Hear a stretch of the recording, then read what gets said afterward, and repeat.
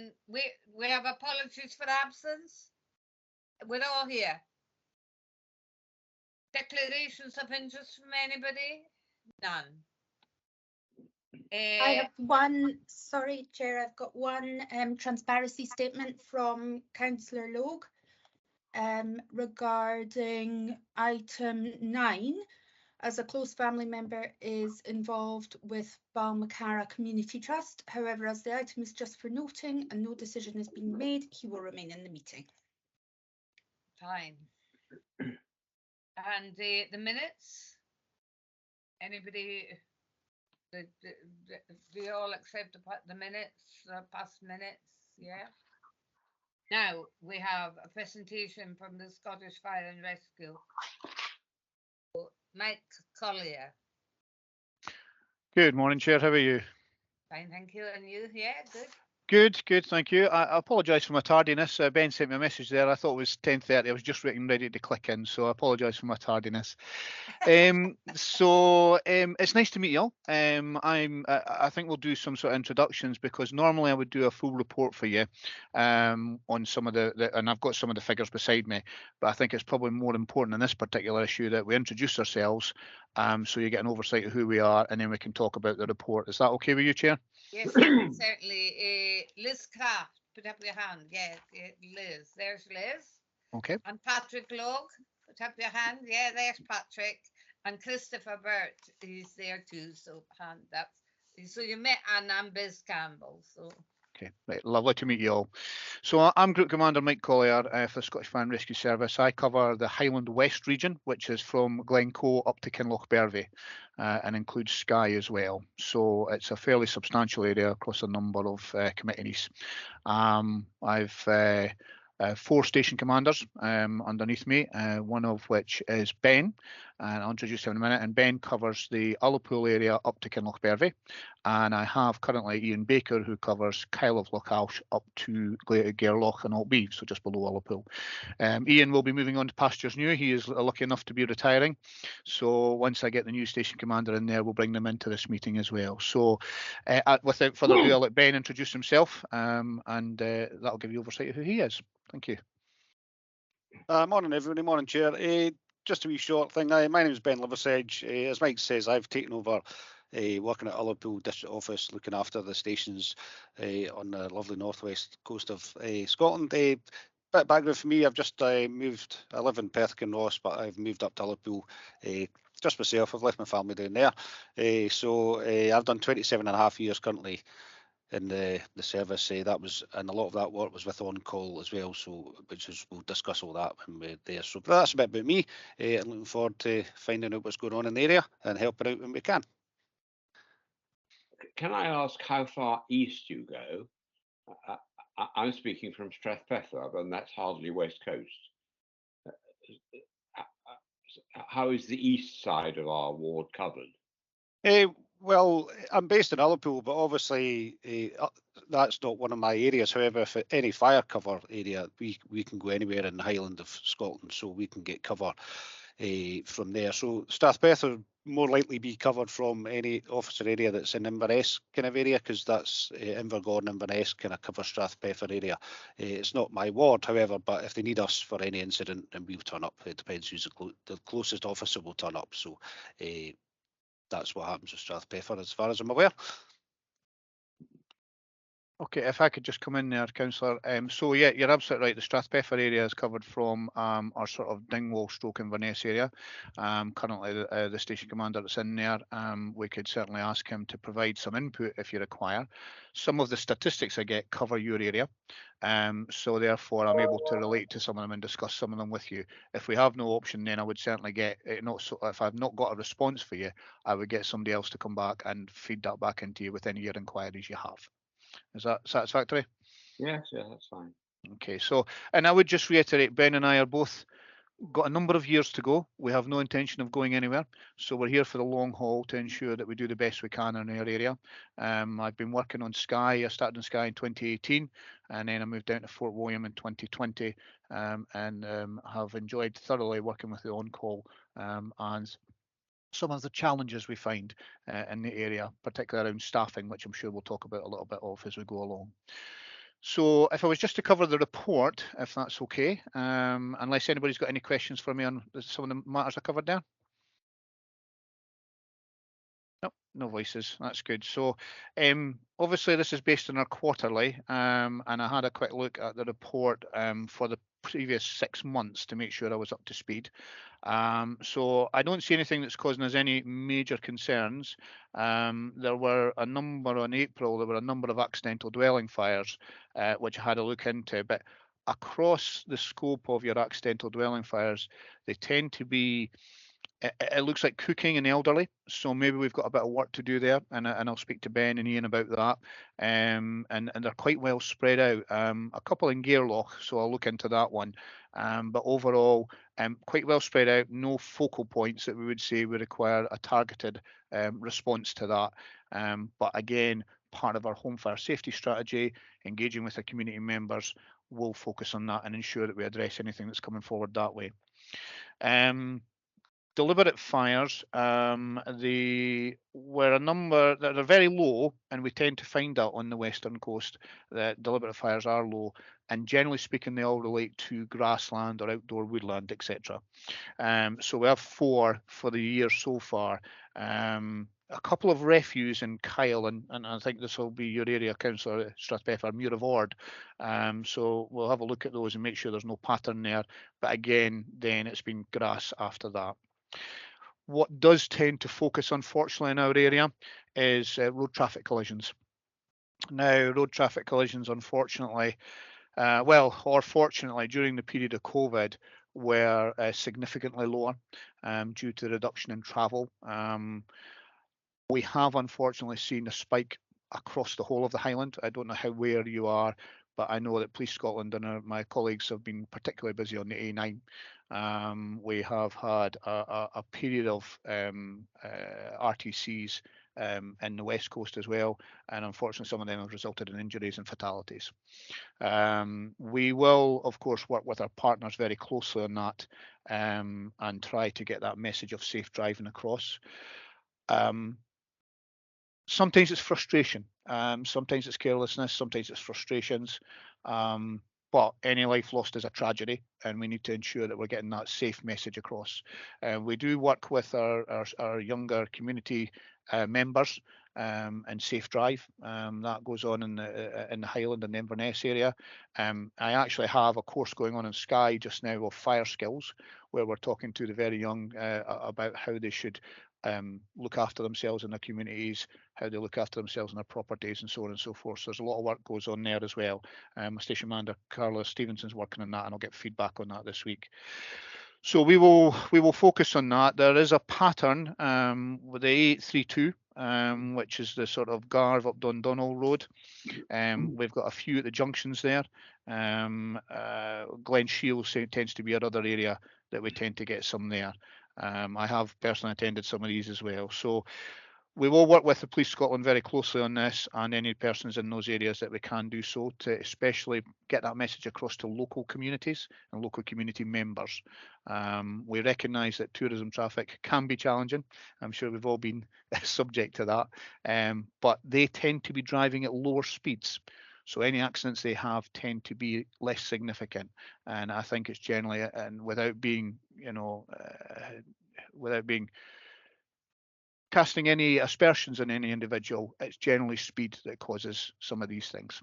Okay, so moving on then, we have UFAS, which is unwanted fire alarm signals. West Coast, I really don't have many issues in regards to that. It's very, very quiet. We have 2 premises that have come up, Dundonald Hotel and Eland Donnan Castle. Fairly regular attendance for them as false alarms. As you know, if we're at a false alarm, we're not able to attend another type of incident. So therefore, we'll have a look with them and have a chat with them. We've got a policy in place for dealing with that. So we'll focus on that. So I think finally, the part that probably would draw most of your interest, and certainly does mine, is our staffing and establishment and our availability of our appliances within your local communities. One of the things that I've done is I've been very, very honest about this, and I've been, this guy, Willie McKinnon, that's in today, he'll reiterate that we've spoken about Skye quite in depth about some of the significant challenges we faced with staffing our appliances. This is not an easy task to fix. We've got several projects in place. We've got a smoother, streamlined approach to hiring individuals. We've got working parties within the organisation that have recognised the challenges around this. We do have to also balance that with some of our whole-time issues, because our whole-time partners, because of the pensions remedy, we're losing a huge amount of personnel. So we're going through ourselves, and the Police Scotland and other agencies are going through a period of change and flux, which is affecting us, and we work extremely hard to try and improve that where we can. That will fall predominantly on Ben's shoulders to work on, and Ben and Ian at the moment, on improving the availability and the recruitment processes within your area. Because Ben's here today, Ullapool, we've spoken about that, some of the challenges we face at Ullapool. Lochalsh is a station we need to really work on, and Ben's got some plans for that. Further down, it tends to be a little bit sporadic in some of the stations that we've got. I think overall it's not too bad in the sort of lower Western Roskilde, Lochalsh area. But obviously I'll appreciate your feedback in regards to that, councillors. But you have my assurances we will continue. In fact, your stats are considerably better than Sky. Let me tell you that for nothing. So we will continue to work on that and those challenges that face us. Now, I don't know if Ben wants to come in with any local issues that he's discovered since he's been in post. Is there anything you'd like to add to that, Ben? Not really, mate. You've kind of covered it all. As you say, the biggest challenge for us is recruitment, and we're always open and trying to source out new members of staff. And as Mike said there, but it was a very clunky way of recruiting people at the start, so we've streamlined that a lot. My experience, obviously, I was in training department for 8.5 years, so I had first-hand experience in recruiting people into the service, being on call and whole time. So, and being 27.5 years on call myself, I know the challenges that we face trying to get individuals into the local services. It's hard, but we need to get out there, and we've got rural support watch commanders doing a lot of work in the communities trying to increase the people who come and join our services, come and see the station, see what it's about. We have a new scheme when we can get individuals in they can come in the station every week before they even go for the test, just to give them a bit of input into what's involved in the fire service, and we try to get them a standard that we need to get to pass the fitness tests. But it's the demographics of the area is a big thing. It's people I know myself, gone are the days with the butcher, the baker, the candlestick maker all live in the same village. Everybody now has to go and work out with their villages. It's not easy, and it kind of proves that it's hard to keep areas on the run. We're very good at Ullapool. We've got 19 crew at Ullapool, two pump station. The majority of the work for the area is round about, so the high percentage has been on the run. But as Mike mentioned, the place like Lochalsh, it's very hard. They've only got 5 of the crew. We've got somebody on. He's on modified duty just now because he was unfortunately in an accident on his motorbike. So these things all happen, and it's just trying to highlight all the areas, all the council areas that we could do a bit of help trying to recruit people, even if you speak to somebody if they ever thought about joining the fire service, because it's a great job to do, but it's just hard getting somebody in and keeping them in. So it's all about retaining staff, recruiting staff to get our stations up to a manageable level that keeps them always on the run, because it is frustrating when you can't keep fire engines available just for staffing levels. And we have got policies in place now that we can move appliances around. We can put 2 appliances out together to make a crew, and we can also get a staff member from one station. If they're free that day, they can go to another station and keep that station available. There is there's a lot of intricacies involved in that, but the system we have, it does seem to be working. But again, it's just the way we are just now with the demographic and the Highland of Scotland, or even the Scotland itself, with the on-call service. It is tough times and it's hard, so we just need to keep trying to encourage people to join, and that's what we're doing at the moment. So open days and, you know, leaflet drops and information sessions and things like that. It's just getting the message out there that that's what we need. So if anybody knows of anybody who wants to join the fire service, it's of an age that they can still do it, then pass them our way. We'll be more than happy to take them. Good, Ben, thank you very much for that. And that summarises for me today, Chair. I hope that's been useful, and I'm open to any questions you may have. It's one probably not. I know where you said the accidents in Glen Shiel. There's a camera on the road further up the glen, and there's been so many accidents there. So that's a transfer problem. I'll have to go back to them and even warn people to go very slow round that corner. You're spot on. That camber that you're talking about, that is part of our area. There's a large corner there with a camber on it, and we have a number of vehicles leave at that part of that road. Sometimes so why do they not warn the traffic? I mean, the locals know that it's there, and we go slow around that corner. But I mean, strangers don't. Possibly it's worth, as you say, speaking to Transport and Highland Council and saying that is it worthy of putting a signage up that says adverse camber issue at this corner, so or accident black spot, and maybe then they can address some of the issues that are happening there. Other than that, as you're absolutely right, it's driving skills. A lot of people that come into the Highlands don't have the necessary or haven't driven in these environments, so they're unaware of the nature of the roads. Yeah, thank you.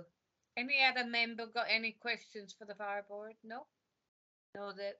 Yeah, sorry, I've got one. I don't know if you Liz, can see my sorry, hand, Biz. Sorry, yeah. So I've got two actually. So one is, have you got a kind of, can you give an idea of what percentage of time and what kind of work you do for fire prevention and awareness? I'm thinking about schools or training in public buildings, that kind of thing. So that's the first question.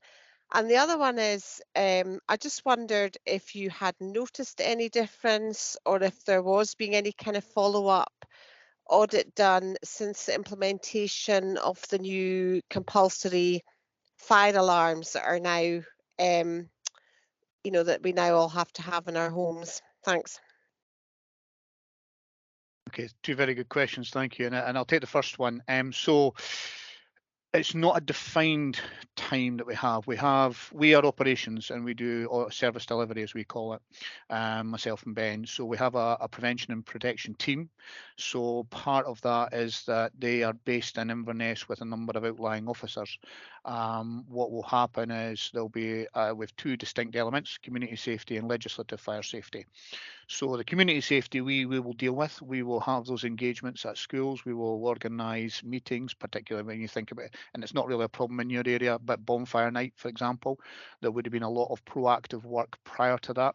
One of the things that we did do about 2 years ago was we had a significant number of wildfires down in the Kyle up towards let me just think, Loch Carron, up that area. Yeah. So we had Ian Baker went out and engaged with the schools, as did the Rural Support Watch Commander.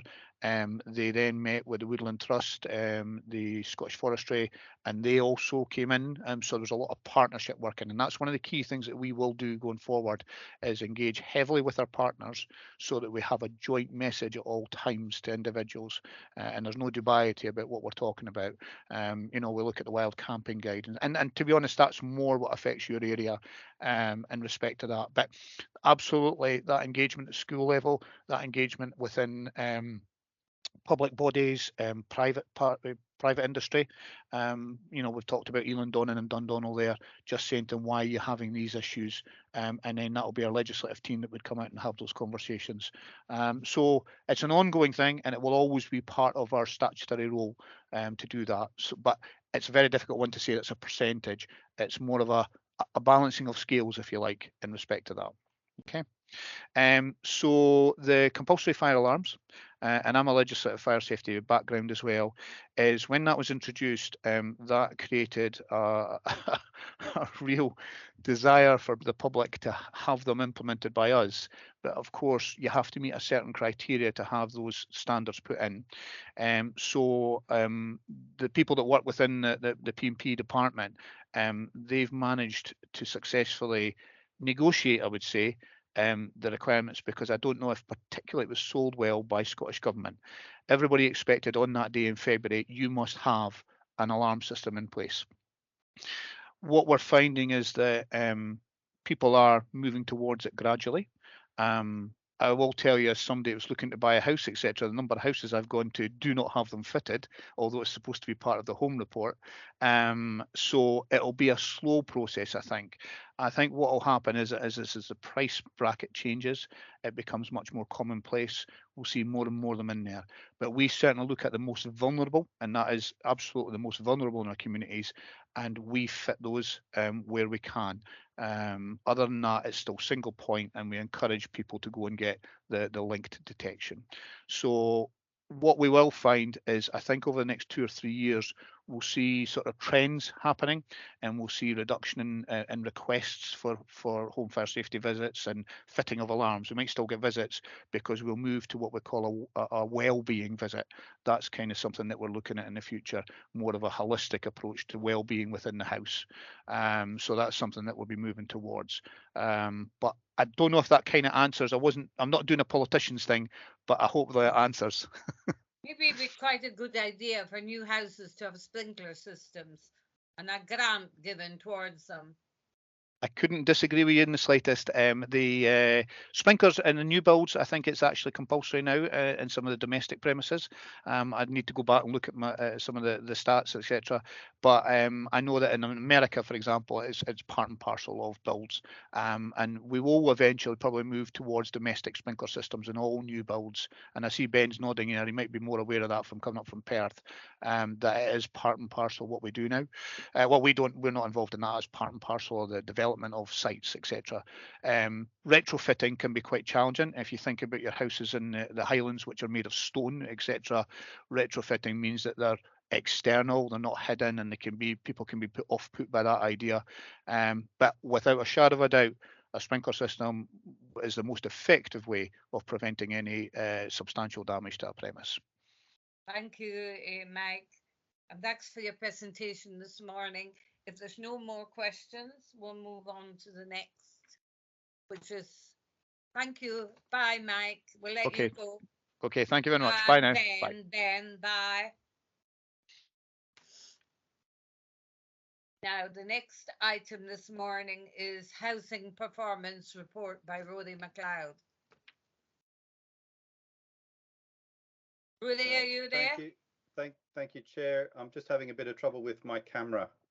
I think I'm getting it now. Okay, I'm here now. Thank you. Yeah. Good morning, members. Thank you, Chair. And I'm presenting the Wester Ross and Strathpeffer and Lochalsh Housing Performance Report today. I won't read the report in detail, but I'll go through a couple of highlights just through the headline points. The repairs emergency repairs has maintained solid performance into Q2, which we've maintained as a priority through the various lockdowns and other disruptions we've had over the last couple of years. Non-emergency repairs has returned back to within target after having a period of where we had to hold off on non-essential repairs. But we've recovered from that, and we're back on target with non-emergency repairs. You'll note that the voids time is out with the target. In the area, there's a number of properties that are in what we would call a lower demand areas, or they're a lower demand type of property, and they tend to have a bit of an outsized impact on the average performance. So over the period, we've had a couple of sheltered properties that required allocation, and they've got a more involved matching process. So that sometimes skews the void's performance, and that's what's happened in this case. Generally, performance has been, for the rest of the allocations, has been pretty good, with one or two exceptions around materials delays and contractor availability. The rent arrears is probably the biggest issue at the moment because that's increased in Q2.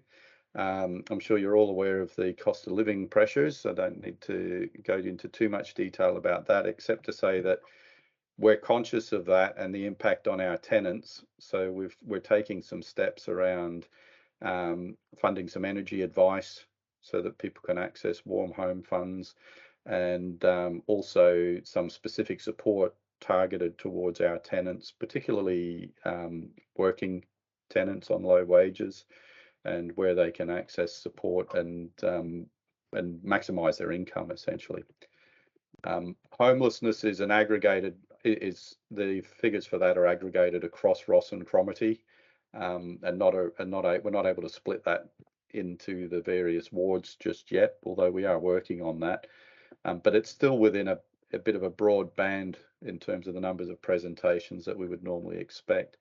So at this point, I'll open it up to questions from members. And any questions for Rory from any of the members? No? Or Liz? I'm seeing your Sorry, hand I've going up. I've got a noise in the house at the moment, and I couldn't get from one screen to the other. So I just a question. You mentioned the rent arrears. One thing that I know myself and a couple of other councillors have been approached about is council tax arrears, and in some cases what is perceived as quite an aggressive policy of summary warrants, you know, being passed on. So I just wondered, you know, how we support, you know, we are expecting it to get worse over this winter. People are going to have to make very difficult choices.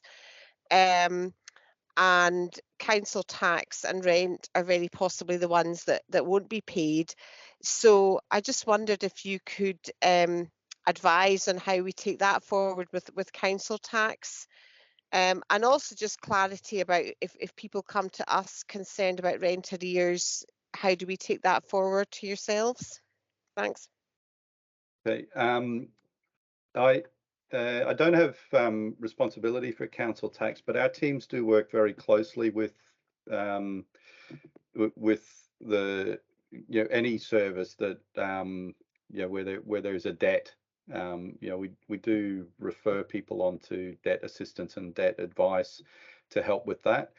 We're not able to advocate on their behalf around a council tax debt, but we can refer to a service that could assist them with that, and we do that. We take the whole picture with our tenants when we're looking at managing arrears. Our interest in it is obviously the rent arrears, but our approach to it is to do what we can to support the tenant to pay their rent and their debts. We're in the midst of a moratorium on evictions at the moment, so we're not progressing any actions. Although it gets to a point in arrears management where that's essentially the final outcome. But we work even when we're not in the midst of moratoriums or those sorts of regulatory interventions. We do avoid as far as possible that kind of action. So for us, it's not necessarily about in rent arrears. It's not necessarily about being aggressive in terms of approaching it. We've got to be assertive in that people need to be able to pay their bills, but it's about being able to pay their bills to the large extent and that's what we're looking for, is enabling people to have access to the funds and to budget to be able to pay their bills, and putting in the support that's necessary to do that, either through our internal housing support mechanisms or through our relationship with CAB or other agencies that can help advocate for them, or welfare support teams, and which can help people maximise their benefits or their income in other ways. In terms of if members are directly approached by council tenants who are having issues with arrears, then the first port of call is their housing management officer, and at this point, that's Donna McKenzie manages the Ross and Cromarty team, and she's got her housing management officers broken up into patches, so she can give you advice on exactly who the housing management officer is for a particular area. But we do also sometimes encounter non-council tenants who are having arrears problems, and it's part of our homeless prevention duty. I would ask you to refer them to the housing options team, which in Ross and Cromarty is managed by Derek Manson. I hope I captured all the points in your question there. That's great. Thanks very much. Thanks. On that point, I just wonder how you manage with people you have to evict. You get the genuine ones who are finding the cost of living and strain of not being able to pay their rent. They're very conscious of it, and then it affects them badly. But then you get the other ones that are just not responsible for managing their money. So no matter if you have to evict them, they get another house anyway. So how do you might find that very frustrating. What I would say is that we're not really in the business of evicting people if we can help it, but you're quite right that there are occasions where we've reached the end of the point where we've assisted and negotiated. People are either disengaged or have their head in the sands, and eviction might be the last action that we take. And in those circumstances, it very much is dependent on the individual circumstances. Anyone's entitled to present to council as homeless, and we have a duty to assess a person's claim when they present as homeless. The circumstances of them being homeless, will be investigated, and that could include an assessment on whether they are intentionally homeless, which might sound a little odd, but it's whether they've taken an action deliberately in terms of putting themselves into the homelessness system to try and achieve a particular housing outcome. It's quite difficult to answer your question in broad terms because there's so many specifics that you can go into in an individual person's circumstances. But broadly, it's dealt with through two different systems. If we do end up evicting someone and then the next day they present as homeless, then we'll pick up the homeless claim and we will assess it on its merits and deal with it in that way. How well do you work with the housing associations? We share a common housing register with housing associations. Our housing management officers are in pretty much often in daily contact with the association's housing officers. Our housing options officers are in regular contact with their allocations teams in terms of supporting our permanent outcomes for homeless prevention or homeless clients exiting temporary accommodation and things like that. And we also attend a partnership meeting. I think it's once every 6 weeks or so at management level with the housing associations where we talk through these sorts of issues. Chris, you have your hand up. Yes, I did indeed. I've just unmuted myself. It was only to comment that I've had a few cases of the kind that Liz was talking about earlier, and I find I've been referred to somebody called Vicky Masson, who's in service delivery, who seems to be very helpful. That's all I was going to point out. Thank you. Thank you, Rody. If there's no more questions for Rody, we'll wish him good morning and goodbye. And we'll go on to the next one.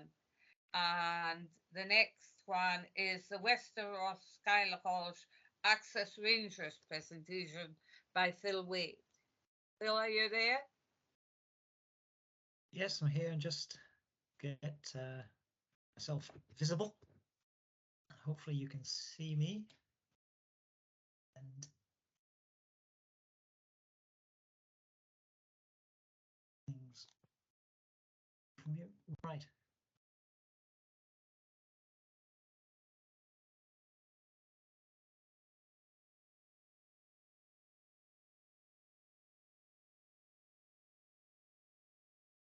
No, my camera's still not coming on. There we are. Right, at last.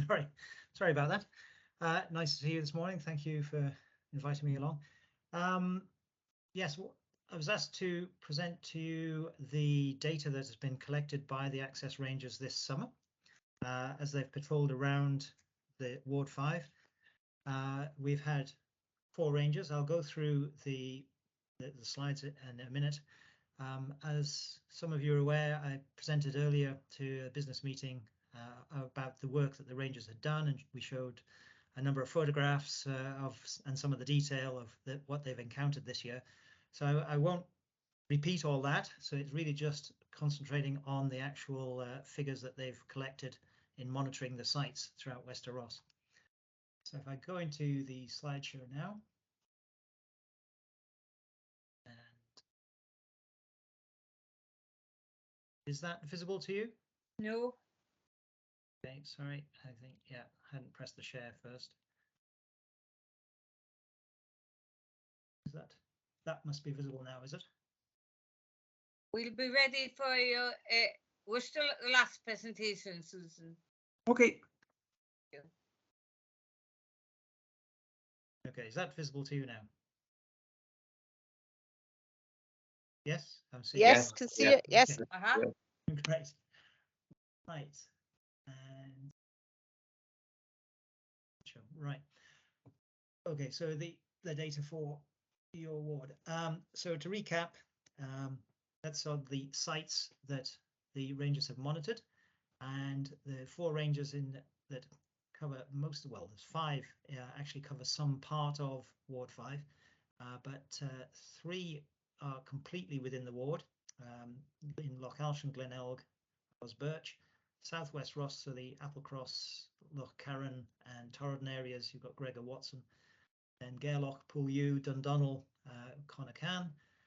Now, Michael Sunda, who's based in Ullapool, also covers part of Assynt, so I will be including his figures, but the vast majority of his areas, you can see, is sort of Loch Broom and Coigach within your ward, but will include numbers from Assynt as well in the Sutherland ward.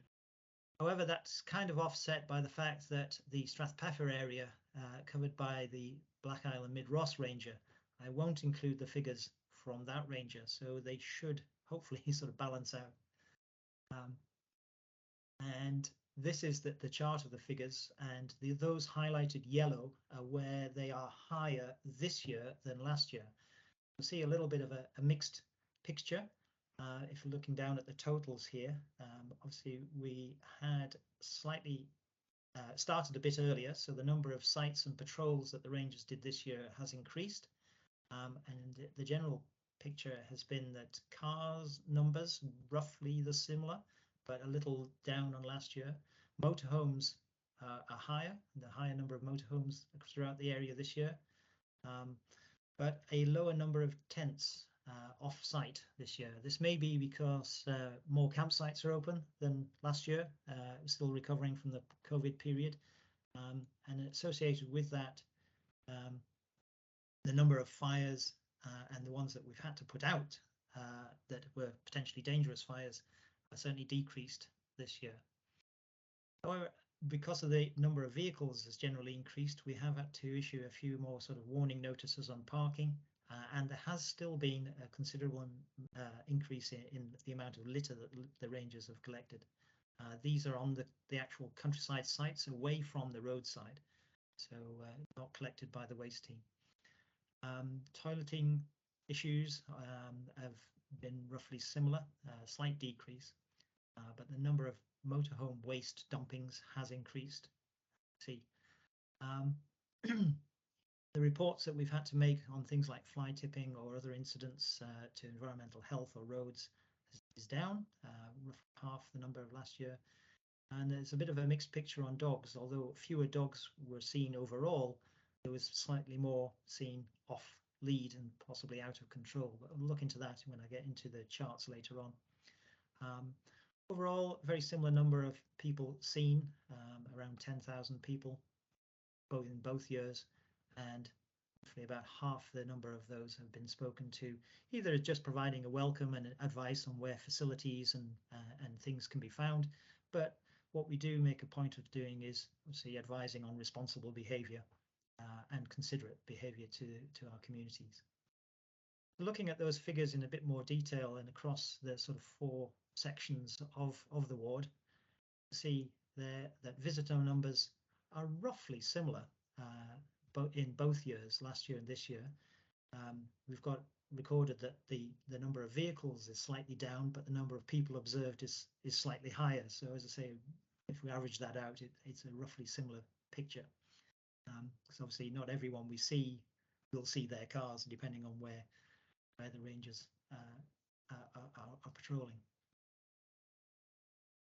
So the access rangers, obviously their primary focus is on the outdoor access code and the fact that wild camping is permitted under the code, but and those that are truly wild camping out into the far wilds and have walked sort of several miles to get to where they are usually very respectful of the access code and are very aware of it. But those camping closer to their car by the roadside, may not be quite as aware of all the intricacies and be quite as considerate to people living in the area. So those are the people we really focus on. And overall, you can see that there has been almost a halving of the numbers of roadside tents this year. Still pretty high.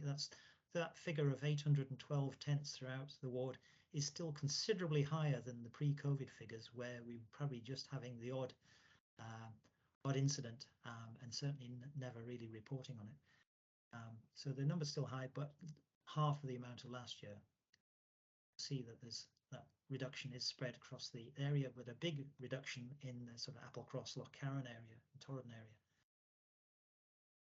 The number of people spoken to is fairly consistent across those areas, as if they aren't speaking to the campers, they'll be speaking to motorhomers or day trippers with general advice about the area as well as access code. Now, the recreational vehicles, you can see, includes the motorhomes, the camper vans, and this year there's certainly a big increase in rooftop tents, and they provide the sort of an extra sort of thing of note in that they may often be driving off-road. These tents are often on 4-wheel drive vehicles. We feel that they have access rights because they're in a tent, but that's not the case if it's on a vehicle. So it's that kind of educational element that the rangers are having to do. See, including those 3 types of vehicle, there's quite a reasonable amount of increase across the area. Although a slight decrease in the sort of Gairloch Poolew area, but that's more than made up for across the board. And you'll see below there on motorhome waste, certainly an increase in this year, although a decrease again in that Gairloch Poolew area. Everywhere else it has increased. Now, the behaviour associated with those campers and motorhomers, we'll see that there's a bit of a decrease in the number of fires. We found a lot more people were responsible if they were lighting a fire. They have brought these portable or collapsible fireballs, and so not creating any marks on the ground, which is great. So it creates less damage and less visible eyesores. So there is certainly an improvement in responsible fire behaviour, but perhaps not so much in toileting. It's very similar figures to last year, and Lochalsh and Glenelg remains a particular problem. Now, that may not all be associated with camping, but in the laybys roadside, particularly between Invergary and Skye. I think there's the ranger there finds the laybys on that road a bit of a problem. Figures fairly consistent across the board. A bit of a reduction in Gael off Pool U area. The other area is fairly consistent. Litter collected below, you'll see that has a bit of an increase, although a decrease in Lochalsh and Glenelg, but increasing everywhere else, which makes an overall increase. Overall, that's through Highland wide. We'll see in the figures at the end that we've had about a 25% increase in litter collection this year. So what the rangers are also doing is reporting to other services on things that they find that may be of assistance in how they plan their services. So the number of dogs that we see, a bit of a mixed picture. Certainly this year, maybe fewer dogs overall were seen, but it's a bit of a mixed picture of where the most were seen, and this could be just the way that the rangers collated it. But those that are off lead, not necessarily out of control as they may be seen on beaches, but it doesn't seem to be so much of a problem. The only place perhaps was in Gael off Pool U area, but as I say, this may be dogs running on beaches and so not necessarily causing a problem, but it's perhaps something that just could be kept an eye on in case that was a problem to crofters or farmers in the area. Those reports either on waste or environmental health or roads issues, you can see decreased the number of reports, although increased in Lochalsh and Glenelg. That's probably related to that those toileting environmental health issues where it's been particularly bad. And the number of inconsiderate parking. Sorry, Phil, I can hardly hear you. Oh, sorry. That's I'll get closer to my microphone and yeah, that's better. Okay, sorry about that. Where was I? And parking warning notices, just a slight increase this year, although again it's a mixed picture across the board. Fewer in the Applecross Lochcarron area, but a slight increase in other parts of the ward.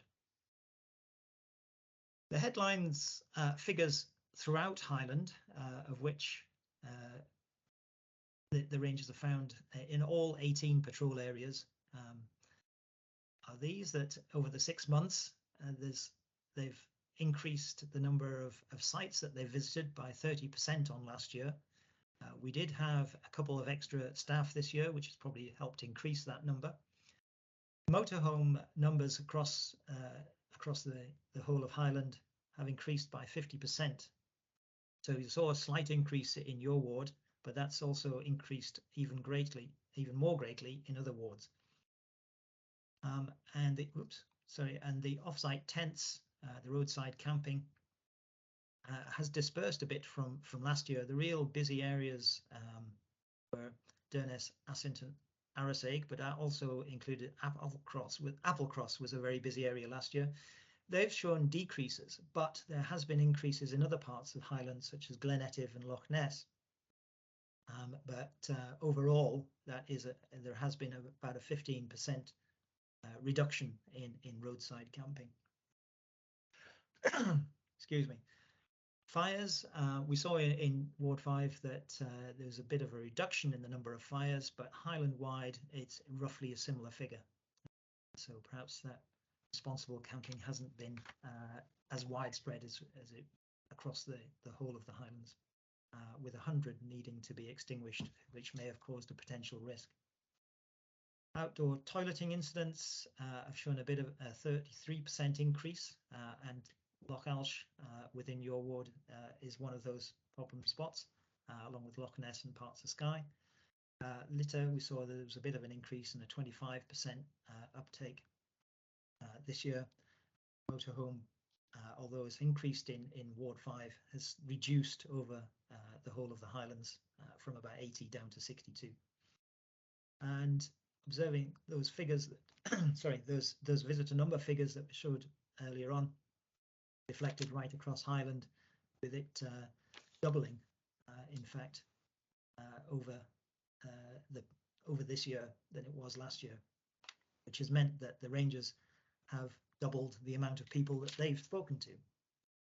That's the piece. So we're still continuing to get, excuse me, the responsible access message across, and there still seems to be an increasing need to do that.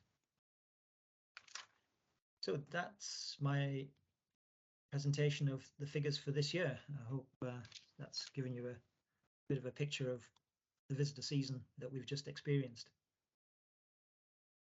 Yeah, I see Chris's hand up. Chris, but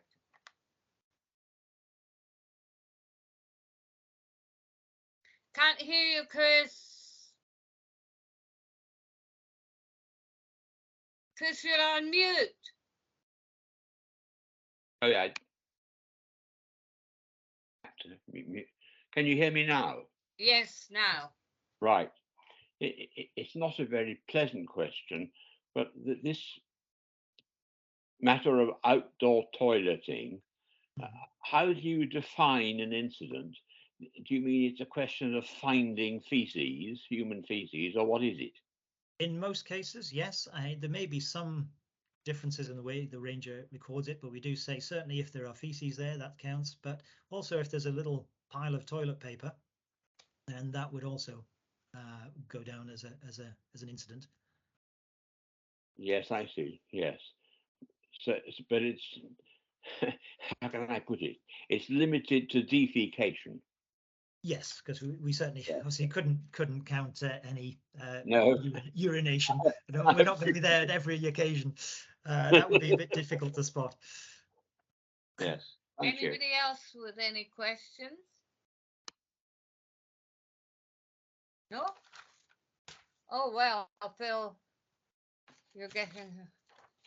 I saw it in the Lochalsh area, there was a lot more parked cars in that chart. Yes, and I'll go. Go into your mic more. Sorry, I can't hear you. Sorry? That's better.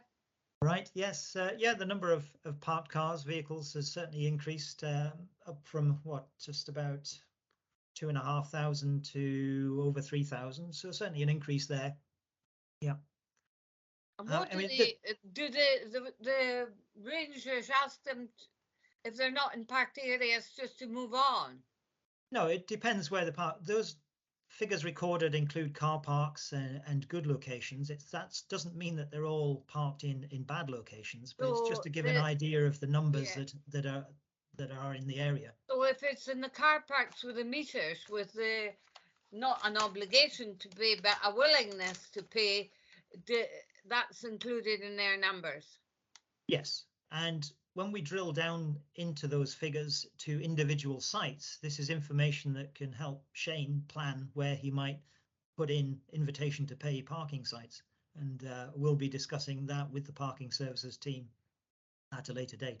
Oh, so you collaborate with them, yes? Yes, yes. Liz, you've got your hand? Yeah, hi, Mum. Yeah.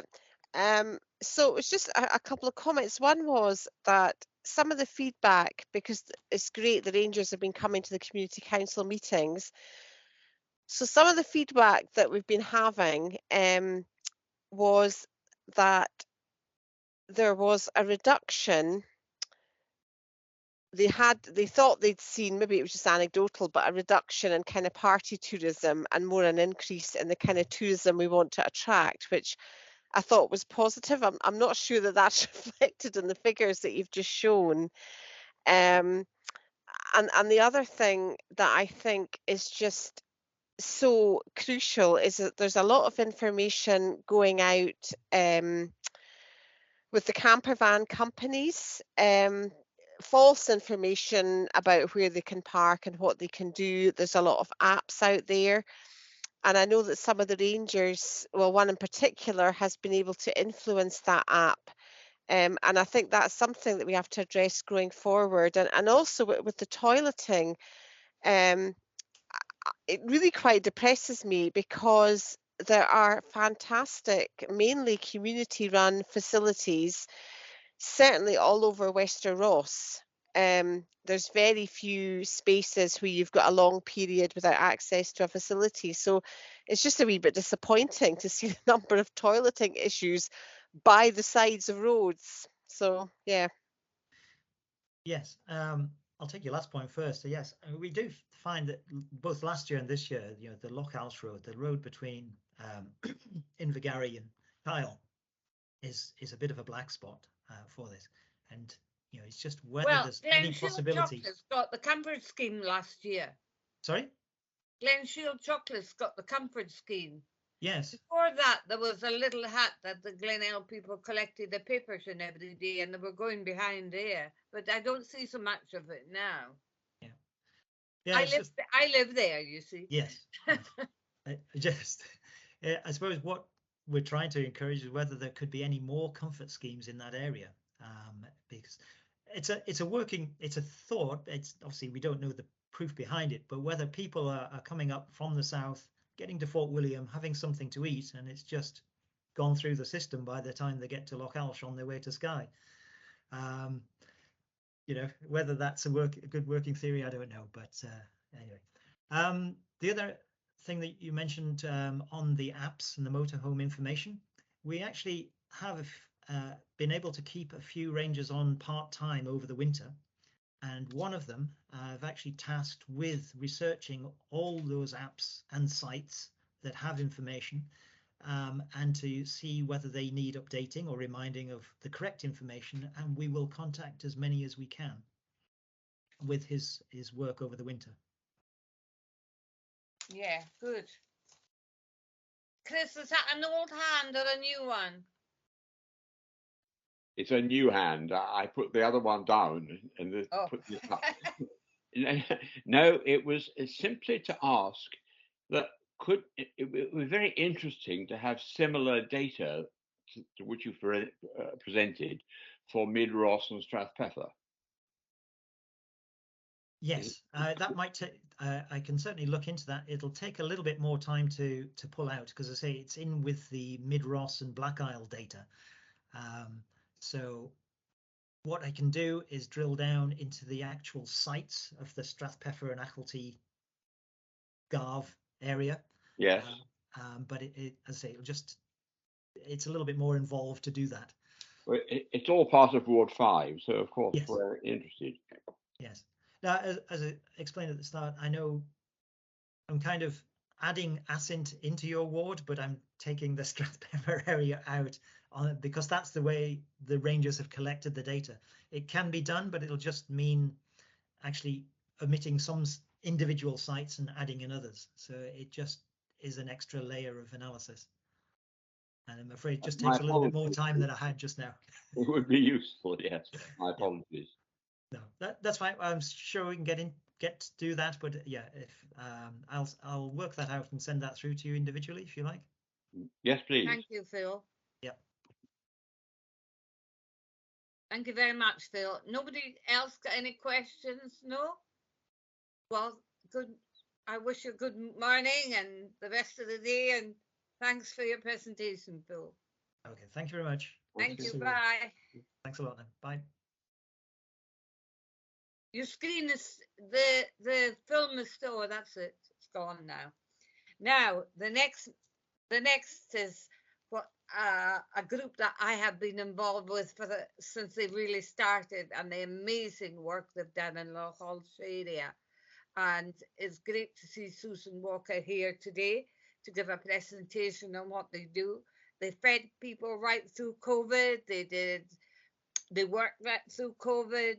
How they did it, I don't know, but they've achieved phenomenal work in Lochalsh area, and I leave it all to Susan now to explain to you.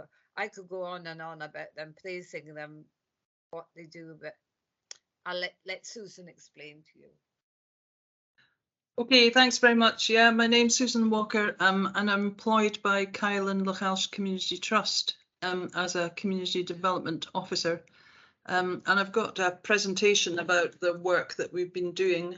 So will I just start with that? Yes, please, Susan. And if you want to ask questions as I speak, I'm very happy for you to do that. Right, now we have to do the thing of share and then find the presentation. If you wait with me? Yes, certainly.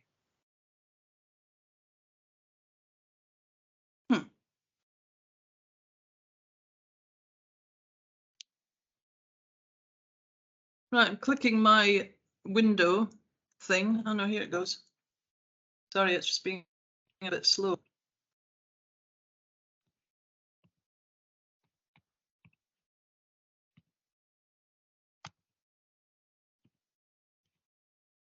I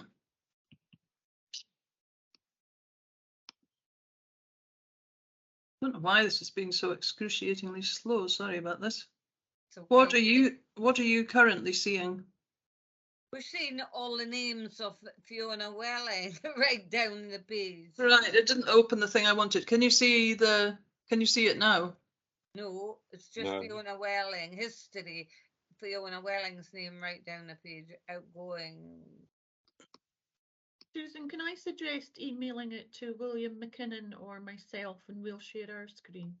Yes, I've emailed it to Willie. I forwarded to Rachel, Jane, because I haven't got presenting rights, I don't think, but I've forwarded it to Rachel just a short time ago. Okay, I'll just get that just now. Thank you.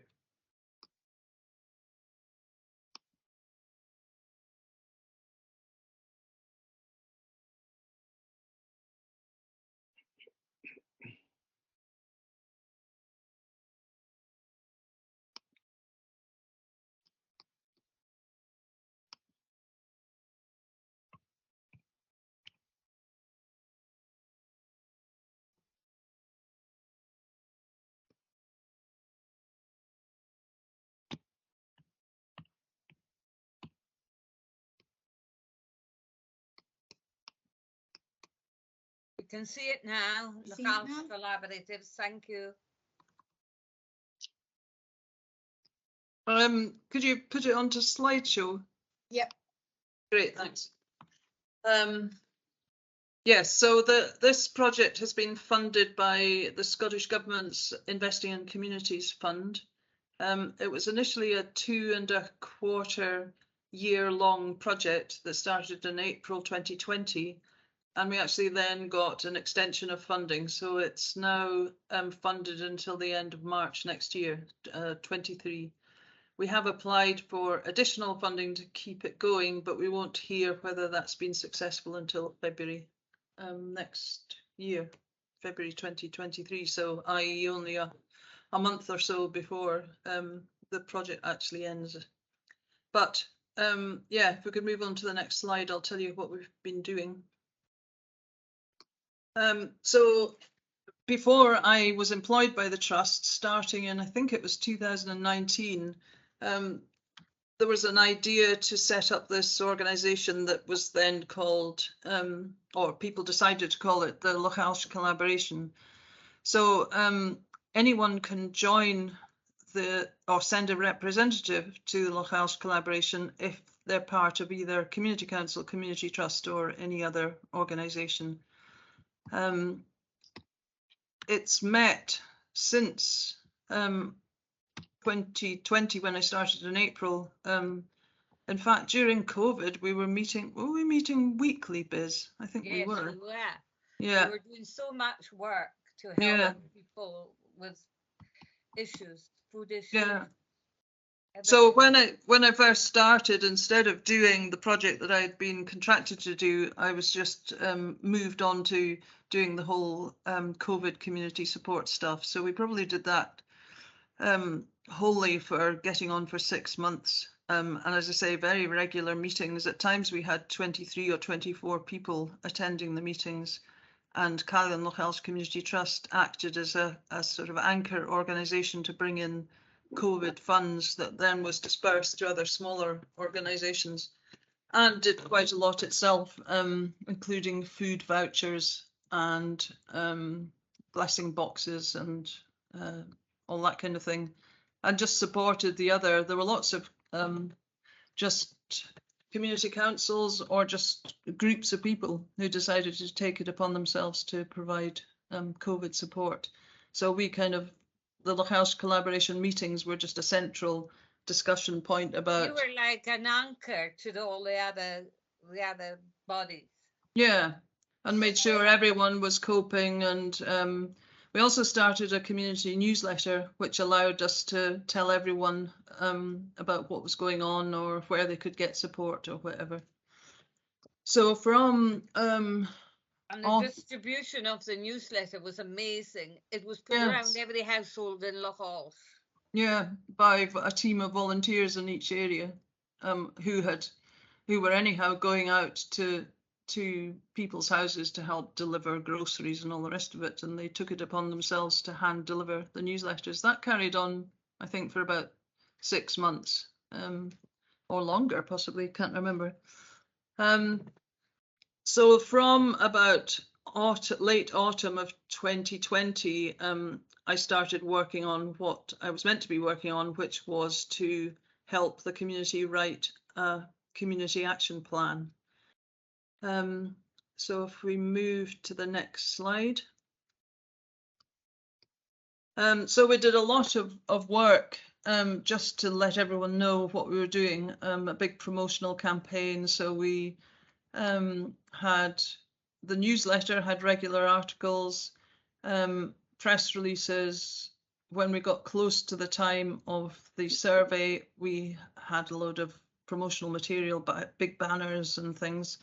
We also did a thing called a Window Wonderland Festival in February 2021, where anyone in the whole of Lochalsh could create a window display using see-through tissue that you, at night time, the light in the room shines through, and we asked people to just make their design on one of the themes from the survey. So we had a lot. There was also an art project in the Plockton High School, and they made a film about that, and we made a short film for the start of the survey. So yeah, we did a lot of work on getting people engaged and making sure that everyone knew about it. So it went live in spring 2021, the community survey. Again, we hand delivered it to every household using the same team of volunteers. So no one could say they hadn't received it. But we also had an online version and we had an online Gaelic version. And with the paper copy that went to everyone's house, there was a stamped addressed envelope. So equally, you know, they wouldn't be out of pocket if they wanted to post it back. So yeah, the reason for that was to make sure that absolutely everyone could engage with it if they wanted to. So the population of Lochalsh, we think, is about 2,600, but that includes 500 children, so 2,100 adults approximately, and we got 593 returns, so quite a good return rate. The big thing that no one had quite thought through was how all of the results would be analysed, and that was a massive job.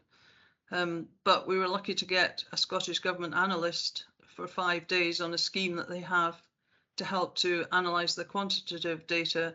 And then eventually I had to just take on to analyse the qualitative data, almost 4,000 comments on these surveys.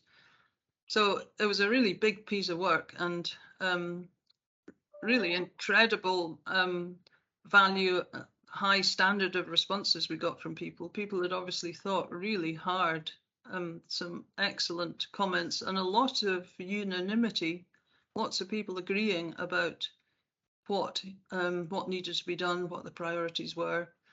So in a sense, it was quite easy to analyse because the story was so clear. So if we move on to the next one, and do butt in, by the way, if you've got any questions about any of this.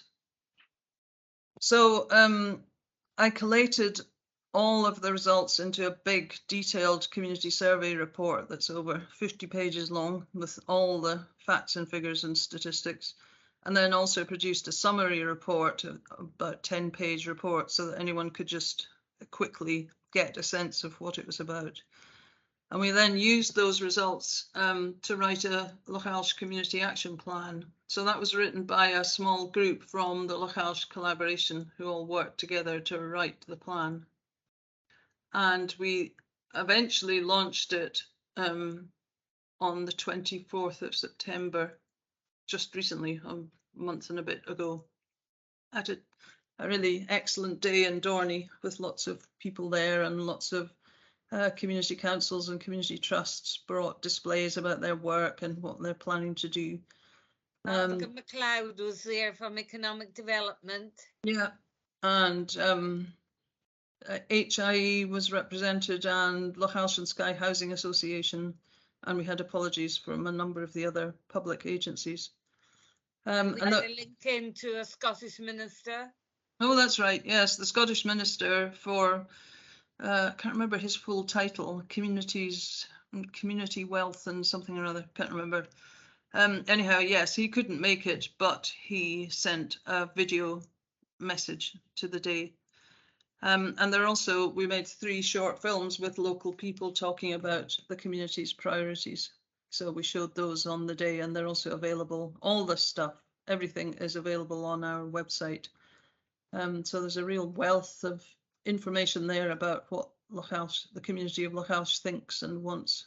And tell them how you got an electric minibus. Yeah, that revealed on that day. Yeah, that comes later in the story. Yeah, I'll tell about that. So in our community action plan, we've identified the things that our community want change on, and have put where we think that sits with a public agency, have put that, tasked the public agency to look at those priorities. So if we move on to the next page, I think that talks a bit more about this. Yes, so the community action plan and all the survey results can be used by any organisation in Lochalsh. Often, well, it can help them to plan what they should be doing, but also use that data to support funding applications. Often you have to show evidence of need to be successful with funding applications, and this is now a huge body of data to support that work. And we also want to use this plan to present it to the Community Planning Partnership. We're in discussion with Stuart McPherson of HIE about that, but also individually to public agencies. So this is our first face-to-face engagement with Highland Council. So what we're asking is that each of the public agencies and the CPP embed our Lochalsh Community Action Plan into your policies and plans, with the aim of hopefully working better and more often in partnership.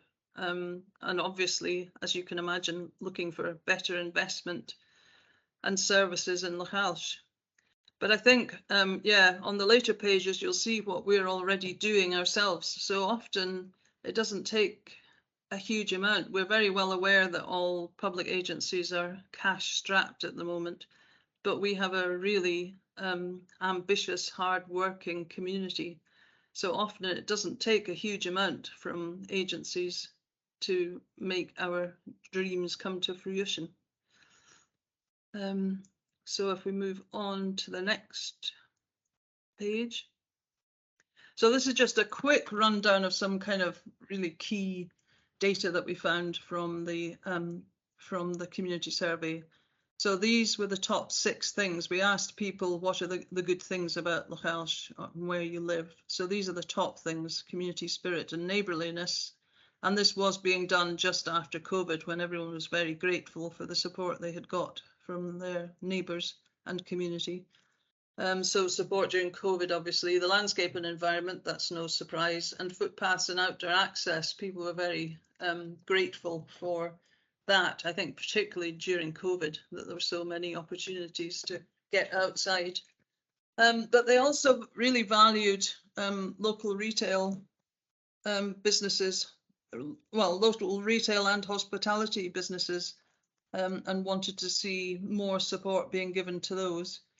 And some parts of the healthcare service, if you look at the survey report, some parts of the healthcare service they were really not happy about, but particularly GPs and opticians were very grateful for the support they get from those. And the next page. So these were the top 10 priorities. I mean, it's no surprise, I'm sure, if you asked any community and probably the whole of Scotland, they would come up with a similar list. But these were the really big things. I think the things that surprised me were the extent to which everyone valued the next generation and wanted to see increased support for young people, and were really concerned about the loss of young people. And the other one I was surprised about was local food and access to land. There did seem to be a lot of interest in that, either for individuals or for communities. And I think, well, actually also the mental health one, there were some really quite stark statistics came out that I'll tell you about in the next slide. So we worked all of these top 10 priorities into the Lochalsh Community Action Plan. So we tried to think how we could address some of this. Now, the action plan was done, Susan, before the energy crisis. The Ukraine war hadn't started and the energy crisis wasn't so prominent as it is now. Yeah, well, the survey was done before that. Yeah, so things have changed, as you know, a lot in a year. So if you move on to the next slide, I've just chosen some of the really key statistics. I mean, I could give you a presentation for half a day and you'd all fall asleep. I think you really need to look at the survey data if you want to know more. But on housing, of the people who responded, so that was 600 adults out of a population of 2,100, 12 of those are living in caravans or temporary structures, or are homeless, or are living with relatives or friends. And of those living with parents or friends, 48% are under 30. Only 1% of 30s own a house. And another statistic, no one under 30 is living in a croft house on a croft, i.e. is a crofter, which I was quite surprised at. 38% of people know someone who would like to live in Lochalsh but can't because of the cost or unavailability of homes. And again, it was the younger generation. We asked them what age are these people who might like to move to Lochalsh, and it was the younger generation that was the biggest grouping. And this statistic I was very surprised at, that 79% of people do not live in the area of Lochalsh that they would like to. So clearly we're building houses in the wrong places. Yes, but could I make a little comment on that, being somebody that sees both sides of the fence? Part of it is a Highland Council policy that we build houses, affordable houses near services. And those of us in planning know that we can't build anywhere. And you always get when new houses are going up, like there's some going up in Dorney just now, and the list always gets bigger for that area once the allocation comes, because they all flock to that area and they're not going to get one of those houses. But you see, our housing policy wants to build all those houses near council services, whereas people might not want to live there. Yeah, well, I think that needs to be considered. I mean, nearly 80% of people not living in an area that they would like to seems something that would be worthy of some thought, at least. Chris, you've got your hand up. Yes, thank you. Looking at your 10 priority areas the population shows, I'm rather depressed to see that climate change doesn't appear there, which is the most major threat to us all for the future existence of humankind. I thought everybody realized that nowadays, but this suggests there's a major challenge to education, public information. I find it very surprising. Susan? I think the main reason probably is that the questionnaire did not ask that question. Yes, I'm afraid. Yes, I see. So there are comments that suggest that people are very well aware of it, which you'll see, I think, in the next one about sustainable transport and the number of people who want public or community transport, including electric buses or vehicles. But sustainable transport is a very minor part of the whole problem, very minor. It's important, we've got to do it, yes, but it's a very small percentage of the whole. All I'm saying is, well, I think it might be quite high in a place like Lochalsh because people have to drive such long distances to go to work or go to childcare or go to the services. But I think the main problem isn't that people aren't aware of it, but that the questionnaire did not ask that question. So I don't think that's a lack of understanding from Lochalsh. I think that was a fault of our questionnaire design. Yes, I understand that. I understand. Liz, you've got your hand up. Yeah, sorry, it's probably going to be another question about the questionnaire, but I'm just looking at the statistics. 79% don't live in the area they want to. The housing statistics are really interesting because I've been at a few housing seminars, and basically I think these are very, very typical responses all over rural Highland. I just wondered if you delved down a wee bit more into that 79%. So is it about the type of property they live in, or why would they want to live elsewhere? If you knew any more about kind of the issues around that, was it the fact that if I they think need housing in the countryside policy of Highland Council accounts for a lot of that. I know people in my area that would like to live in, say, Arnisdale, but there's never going to be houses built in Arnisdale. Yeah, so Council that all the houses built near services. yeah, so that it's yeah, I mean that has come up at all the housing seminars, and one of the issues as well is access to land in the right place, but also things like access to services and the 20-minute rule and all the rest of it. I just wondered if in that stat, if you were able to get any more information, whether that was whether it was just the restrictiveness of choice and the type of property they were in, or whether you did have stats where you could see that actually people wanted to be out living on a croft. Just whether you had any more background on the stats. You know, we can make a lot of assumptions, but I just wondered what evidence was there to support it. Yeah, so this was a 35 question survey trying to ask questions on all the kind of big issues. So it's necessarily a broad brush, I'm afraid. So we didn't know, this isn't a housing needs survey. So we didn't ask all of those kinds of questions. All we asked was, do you live in the area of Lochalsh that you want to live in? That was the sum total of the question. So I think the idea was to get a sense of what the big priorities are and then do more work on those areas.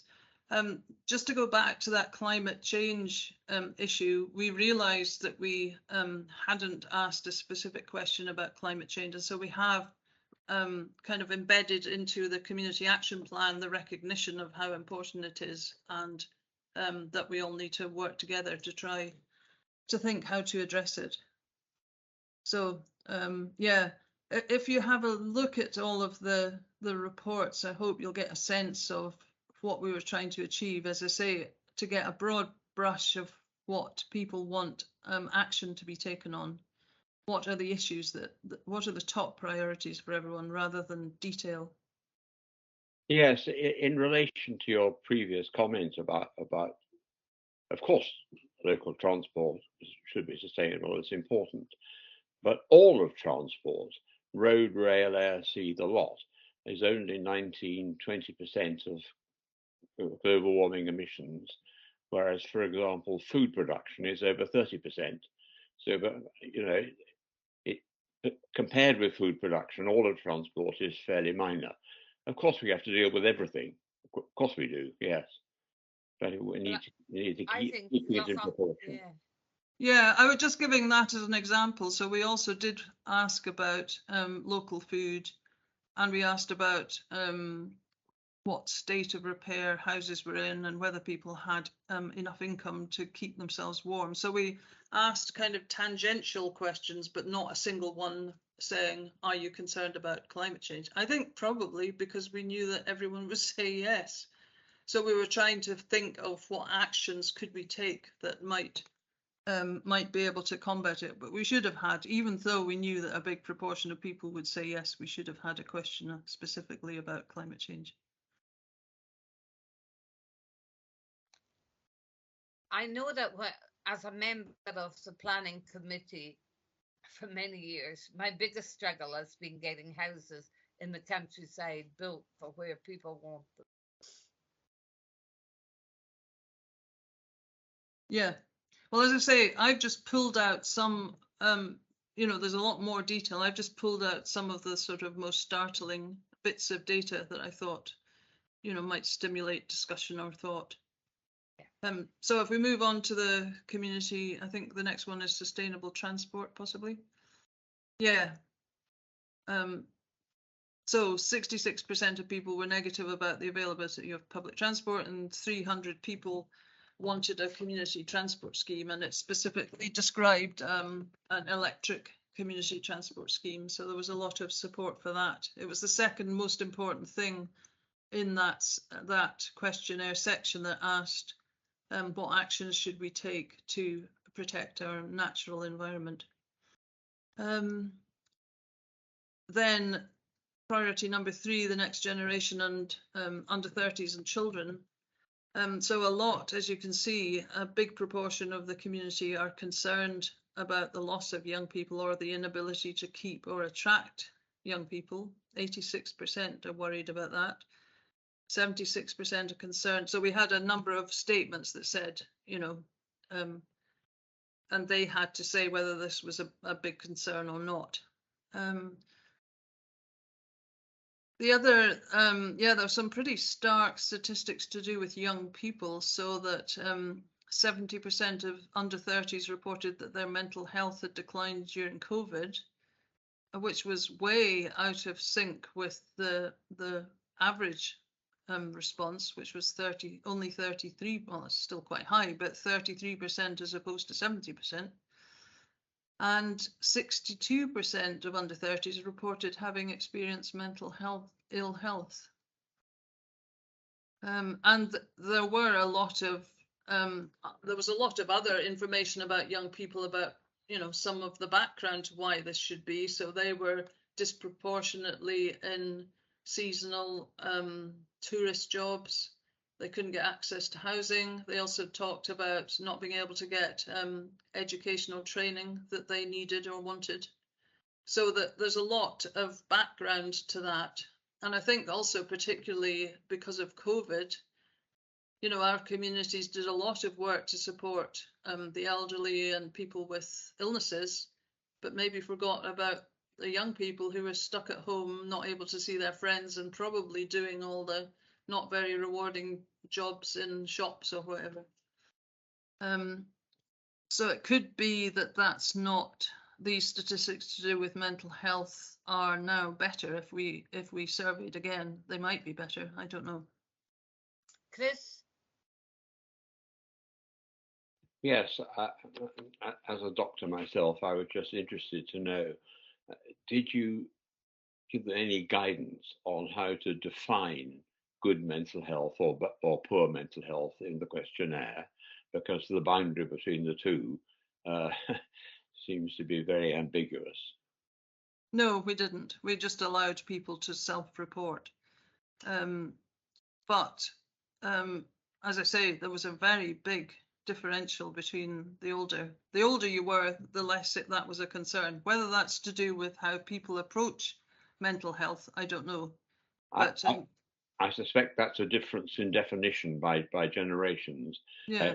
Young people seem to, if they feel slightly down that day, they say that's poor mental health, whereas older people wouldn't. Yes.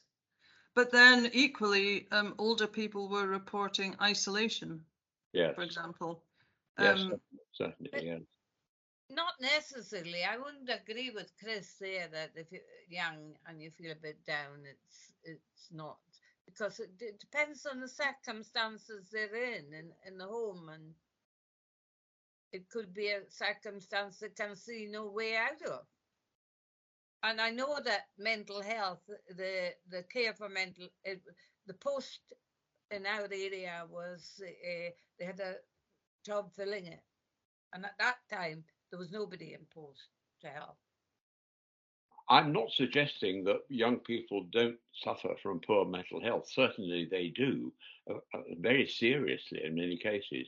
All I'm suggesting is that there are some young people define their mental health as being poor rather superficially. But that doesn't diminish the significance of the severely ill young people who certainly exist. Liz?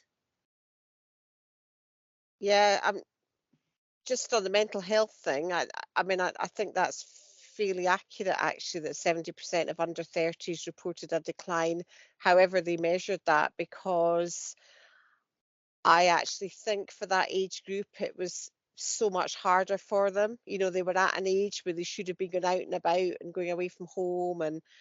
And so I, again, it's just my subjective observation, but I think that age group, and then also the isolation of the older ones was pretty tough. And I know from friends of mine that are still working in, you know, sort of psychological services, that the waiting lists for have just rocketed. You know, we're seeing children and young people, you know, I mean, children have grown up for 2 years not seeing facial expressions. You know, it's a big price we're going to pay for a long time. What I really wanted to say, though, was I'm really interested in the transport, because I'm looking at something similar over this end of the ward. And it's just a point I want to make is, and I'm really banging on about this just now with the relevant officers in Highland Council.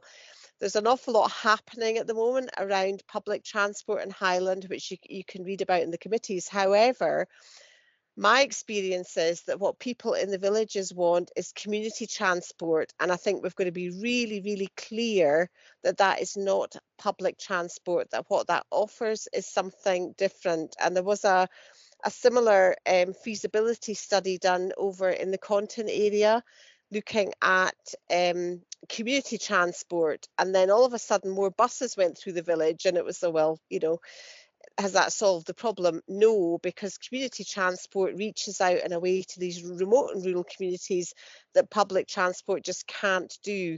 So I think it's really important to keep that on the agenda, and really important that it doesn't get swallowed up with public transport, which is different to a community transport scheme. You've just to listen to a little bit more, and Susan will tell you how they solved that and what they got for Lochalsh. Yes, I think actually in the questionnaire it didn't ask about public transport, it just asked about transport options or something, some terminology that didn't mean just public transport. Yes, the other thing I wanted to say about the next generation and the under 30s is that and there were a number of, I can't remember how many, it might have only have been half a dozen, but still I think that's quite important, of young people, 2 of them young couples, one of which had to live with their parents with a young baby during COVID, who found it really tough. And others who said they just couldn't get work or couldn't get training in the area, who said they were actively going to leave the area. So, you know, given that 86% of people are worried about the need to keep or attract more young people, and potentially we could be losing 6 families or individuals at least. I mean, those are just the people who reported on that in the quantitative, you know, in the free text boxes. We didn't actually have a question, which I realized we should have done, asking, do you intend to leave the area? I wonder, in that question, Susan, you know, you're talking about 5th, 6th year pupils in Plotton High School that leave to go to university to the cities, and then they want to spread their wings around the world, and they want to, a lot of them went touring around the world, but not a lot due to their work. Some of them, they get jobs in the cities that aren't available in the home villages, and they stay there because the prospect of a good life is better. Yes, but then that doesn't equate with the number of people who say they know the younger generation who would like to move to Lochalsh if they could get housing. So yeah, obviously some young people want to do that, but it appears from our questionnaire that plenty want to stay. And do you think it's lack of when they can't get? Do they not know about the college, the college to get training? You know, the West Highland College. I think it's quite limited, the range of courses that it offers. So if those aren't the kinds of things they want to do, that you know, you can't do car mechanics, I think, or I mean, I don't. No one actually mentioned the specific kinds of training they're wanting that they can't get. But you know, there's a lot of things that you can't do with the West Highland College. There's another one in Portuguese. Does it offer more courses? I don't know that it does particularly. But you know, all I'm doing is reporting what people's experience is, and certainly there are plenty of young people who do want to stay in Lochalsh, but they need either training or jobs or housing or probably all three, and transport. Well, you tell them how you got your transport, community transport. Yeah, well, you'll have to go through a few more pages before we get there. Good. Next page. Yeah, so social and leisure facilities and activities. So I tried to pull out some of the things that Highland Council might have a sense that it has some responsibility for. So these are just the top most negative. So we asked questions about a whole lot of different social and leisure facilities and activities. So these were the top most negative responses. Yeah, so opportunities to learn, such as evening classes, cultural and heritage facilities and activities, and sports facilities and activities. And of the age groups, the under 30s were the most dissatisfied with the availability of facilities and activities. And we also asked a question about what parents thought about activities for children outside school. And as you can see, they're really rather alarmingly negative, particularly so for secondary school age. 70% negative and only 8% positive. And it was interesting in our three films, if you have a look at them, I think is it in the last one, there's two young lads who were interviewed and they were talking about sports and they were saying how gender unbalanced it is, that there's lots of stuff for boys. Well, not lots of stuff. There's some team sports for boys, but very little for girls, apart from the girls' shinty. The LaShie ladies did well. Yes, indeed. Yeah.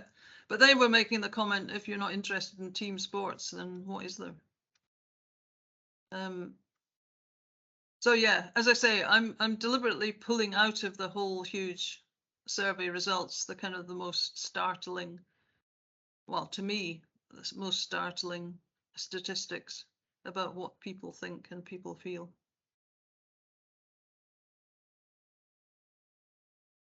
So plenty of room to improve by everyone, I think.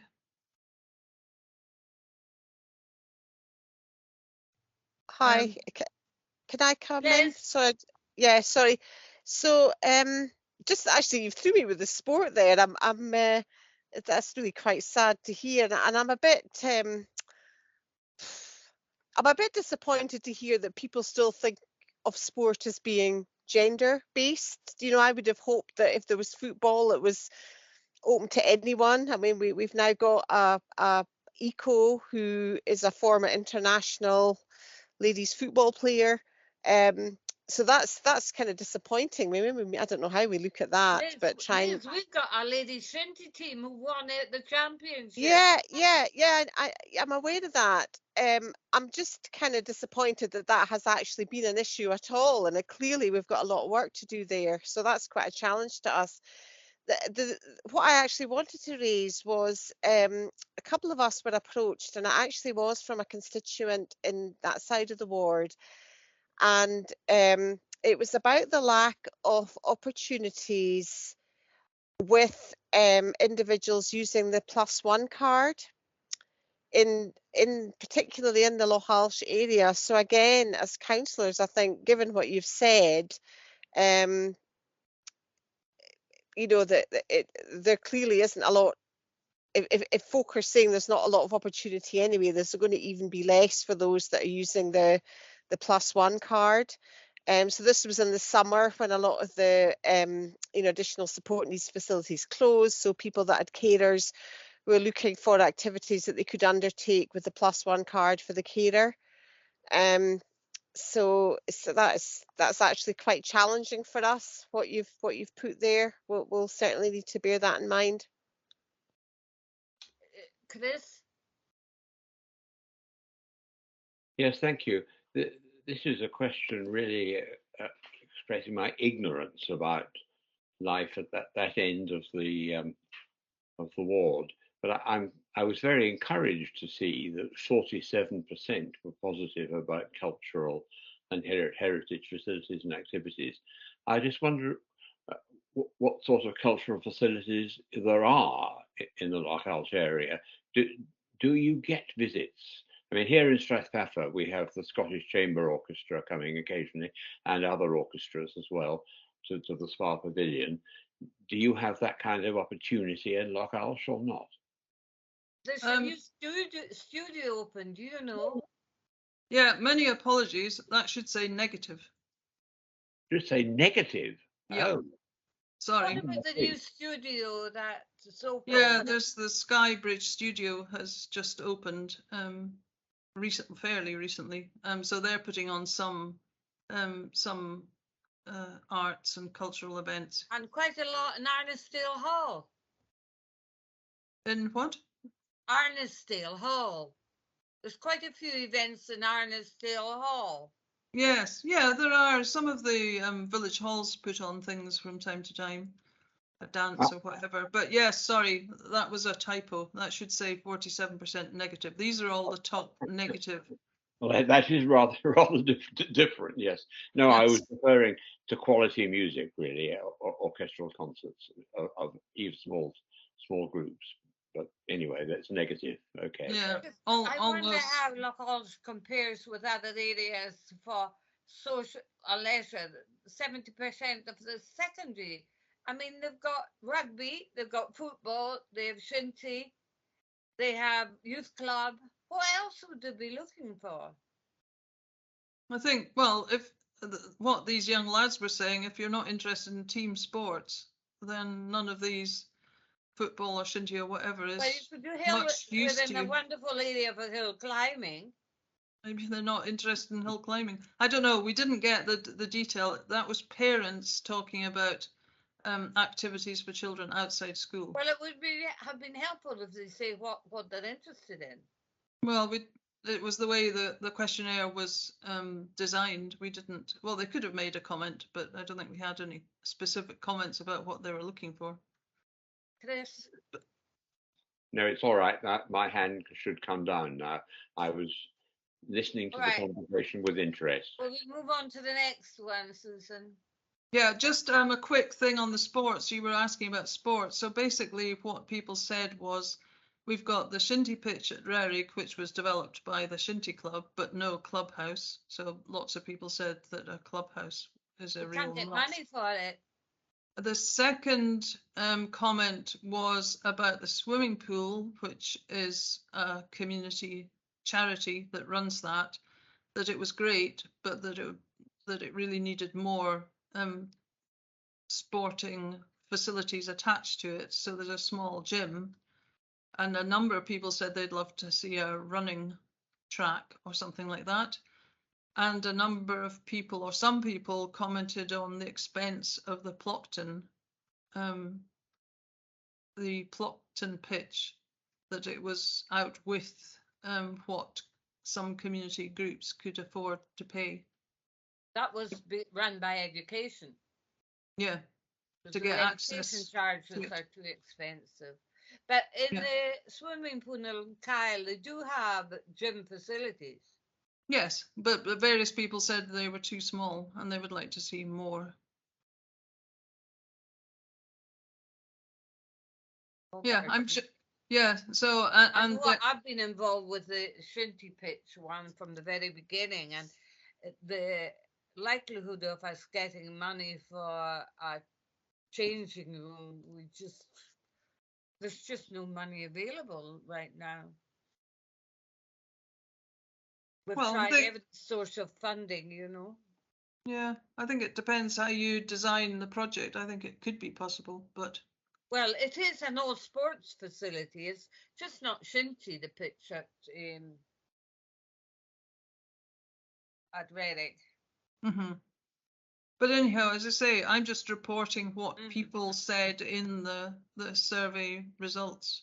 And it is, as I say, as broad brush, we didn't get detail on all of these issues. So if we want to know more, we're going to have to do more work and finding out what people's specific concerns are. Yeah, so if we move on to the next page.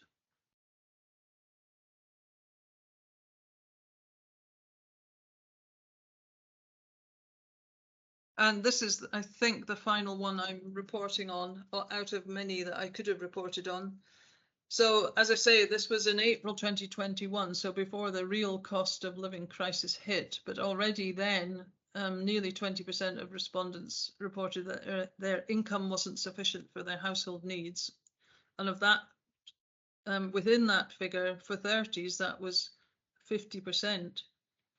20%, I suppose, maybe the same grouping, reported that it wasn't possible to keep their house warm on the income that they had. We asked what different jobs everyone did and whether it was permanent or temporary or whatever, and 55 people said that their work is temporary, seasonal or insecure, and 37 that they needed more than one job to provide sufficient income for their households. So yeah, that's really about income. There was a whole section about business work and income and some quite interesting stuff about businesses and whether people would like to run their own businesses. But this is specifically about income because I thought it was relevant and topical. Anybody question on this one? No? But it would be, I rather suspect that those figures will be up considerably in a year, you know, since we did that survey. We move on to the next slide. Yes, please. So here we go, Bez. This is a pride and joy. This is how we are using the results to bring in funding and develop projects. So the first one was we got funding from Inspiring Scotland, which is a Scottish government fund, to buy a 9-seater electric vehicle, which it's taken longer than we had hoped to get it up and running. So we had to apply for a license and do all sorts of work and produce paperwork and find volunteer drivers, but we hope we're just about ready to start using it out in the countryside soon.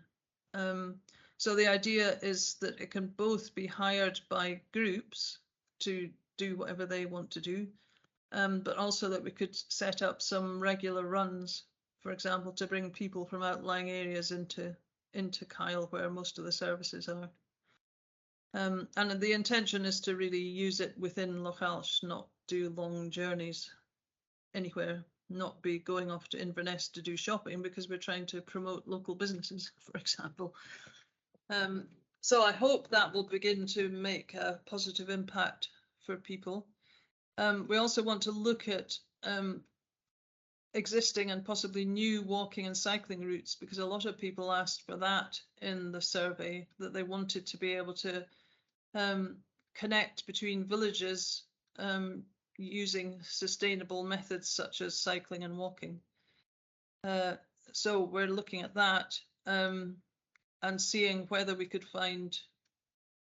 There are some existing routes that probably just need promotion, you know, signposting or even just leaflets or apps or whatever. I know that the one they have been trying for a while is a cycle path between Dorney and Balmacara. Yeah. It's a very dangerous but straight bit of road, and there's no footpath or anything. Yes, yeah. a lot of the villages are strung out along that horrible road. So it's really quite difficult to connect up. But from Balmacara over to Clopton and Stromeferry and Achmore, there are little side, back roads that can be used. But once you go beyond that, yeah, all you've got is this really dangerous route. And we also got funding from Inspiring Scotland and other sources to launch this Lochalsh Loves Local project. So this is about promoting local businesses. So we've signed up to the Scotland Loves Local gift card scheme, for example, and we're running promotions to just remind people. And again, this came out of the survey that people wanted us to support businesses better. They felt that local businesses had done a lot of work to support families and households during COVID, doing deliveries to isolated people, etc. So this project has come out of the survey, trying to encourage people to remember to buy local. Will we move on to the next page? I think we're nearly at the end. Oh no, yeah. So yes, another big thing was growing local food and access to land. So we've brought in funding to appoint a 2-day-a-week community grower. We're developing a community garden on the Plock, and the community grower is also organising workshops and getting people into primary schools. And we recently got more funding to develop an outdoor kitchen in the community garden, so that we can teach people in a sort of fun and festive way how to cook from raw ingredients, including from the community fridge, which is the next topic. So we set up the community fridge in autumn 2021.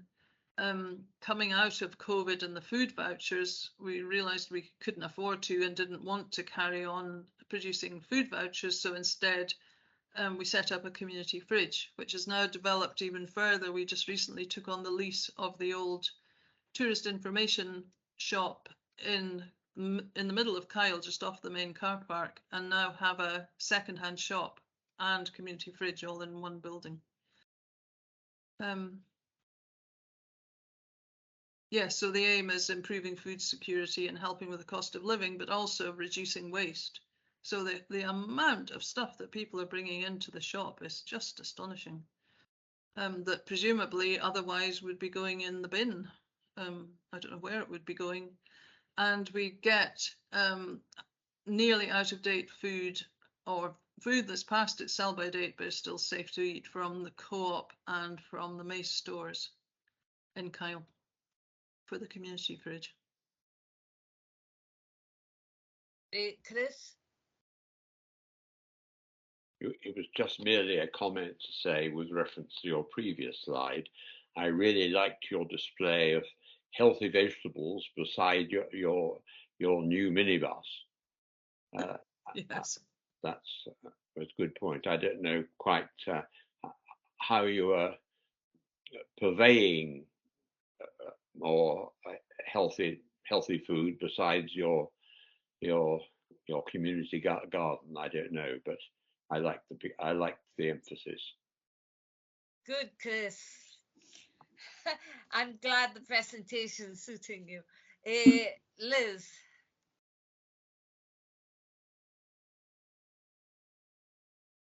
So just back to the minibus, just a quick question about the licensing. So is it the taxi type license? Is it section 19, I think? Yes. Is that the license that your drivers Yes, have? yeah, For the bus, it's the yeah. section 19 license, which actually, I don't know if it is the taxi license, but anyhow, it requires anyone using it in any way to be a member of our organisation.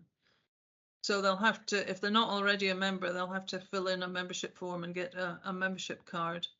But Right. if we do it that way, then we can run, regular trips, almost bus runs, but they do have to be a member of our organisation. Right. It's just that I'll maybe forward you the letter I wrote to push the boat out to Jenny O'Ruth to ask about the use of concessionary travel on community transport, because rightly so, a lot of people in remote and rural areas say they have the bus pass, but what use is it? So the letter I got back, I think, I can't find it, and it's somewhere. I'll forward to you if I can, when I can find it. Basically, the concessionary travel can be used, but I think it has to be a Section 22 license with an established applied for route, which is a little bit unfortunate. But I did look into that to see if that was possible, because it did feel like that those where public transport wasn't an option were being disadvantaged by not being able to use the concessionary travel, especially now that we've got it for under 22 and under and over 60s. Yeah. Yeah, well, I mean, we're being advised by the Community Transport Association, who I think are very experienced in this, and this is in a sense, it's a workaround, because you're under the Section 19 license, you can use it for your organisation's membership. So it's a workaround to say, so long as you join, then you're a member, therefore you can use our community transport. And we were thinking of charging £1, £1 per journey, which is what Slate Community Trust does with their electric minibus. They just charge £1 no matter what the journey is or where you live. Right. So when you asked people to sign up, that you didn't ask them to commit to using it in any way, they just signed up. Yes. All they have Okay. under the Section 19, as long as you're a member of that organisation, you can be transported in that minibus under a Section 19. Right, that's great. Thanks. Thank you. Anybody else got any more questions? I have one on the community fridge, Susan. Since, the community, it used to be for people who couldn't afford food that would go to the community box or fridge. Now it's for everybody to save food waste. Now, I know the state. Do you get the use of the community fridge now, as people use it a lot of all different spectrums, not just needy people, but people who are using food waste in general? Yes, yeah, I think it's a mix of both all of these people, and we don't question why people are using it, of course. But yes, when we first started, there was a sense of stigma about using it, that people would see you using it and they would know that you couldn't afford to buy food. So that's why we put a really big emphasis on saying this isn't just about can you afford to buy food, but also do you want to help us to reduce the waste in Lochalsh? And I think it's worked. So no one questions why anyone uses it. And people use it who do have, pretty good salaries, and they're using it because they want to help that food going into the bin. Yeah, that's good. On the community garden, the great work you've done on community gardens, and even for children learning how to grow stuff, is amazing. Yeah, good. And I think, there's another slide just telling you about how other community trusts, what they're doing. So it isn't just Highland Lochalsh Community Trust. Dorney and District Community Trust, they're working on buying and reopening the local shop and post office. So they've used the data from the community survey in their feasibility study phase. As has the Dorney Moorings Association, who are working on a feasibility about developing pontoons, and I think possibly showers or laundrette or something along with that. And Glenelg and Arnisdale Development Trust, who want to use the results for their funding application. So that's just an example of how useful it is to have done this big body of work that now anyone. What about the Balmacara one for the purchase of the Mill Hall campsite? Yeah, they haven't actually approached. Oh no, they have approached us. They asked for the documents just recently. That's right. They hadn't previously, but they just recently asked for hard copies of the documents. And they've also got the hall committee there trying to refurbish the village hall.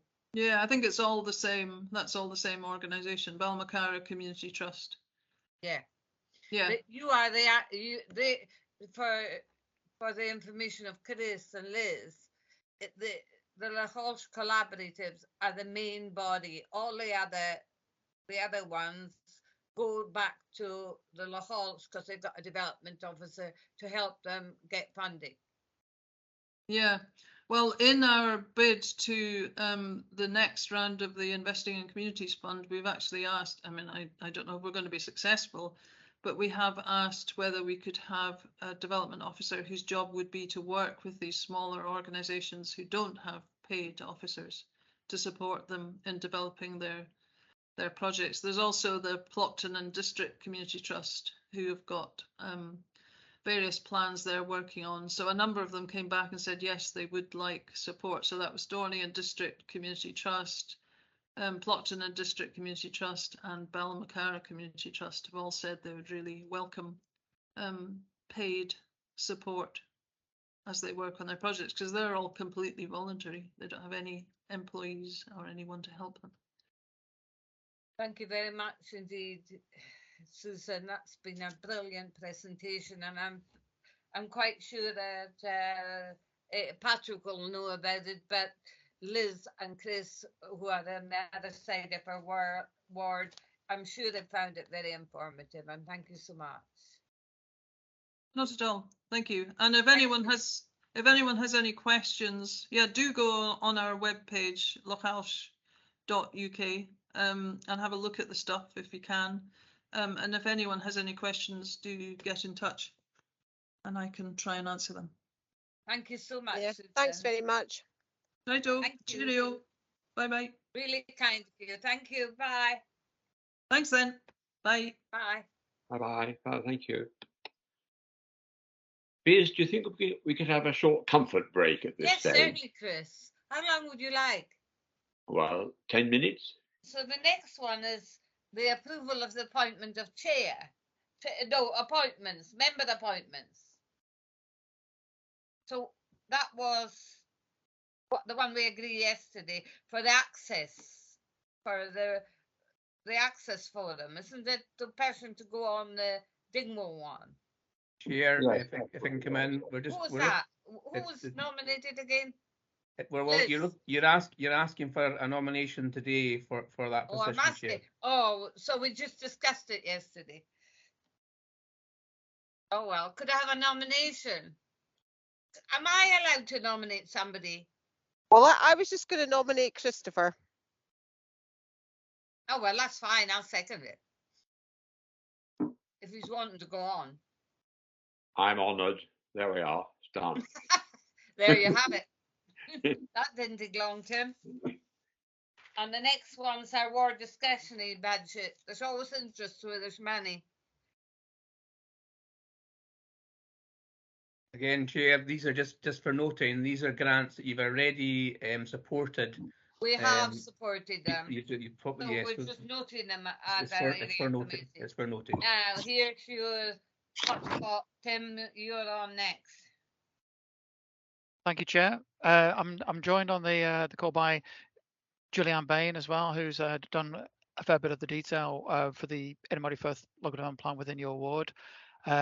Juliana and I are going to talk to a few slides just to give you an update on the plan process. Now, I'm going to try and share my computer screen. So if you bear with me while I try to share a PowerPoint presentation. And can I just confirm, members, that you can see that? Yeah, we can. Right, you can see it. Right. Okay, good.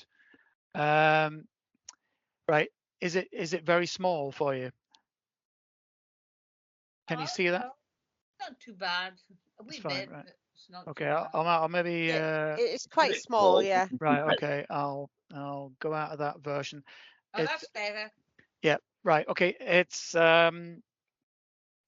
We're here to talk about the new local development plan. It's reached an advanced stage, and this yellow box on the slide in front of you can shows you how far we are on in the plan process. It began way back in 2019 with a call for sites and ideas. We had what was called a main issues report, which is the initial consultation draft of the document when it was 2021.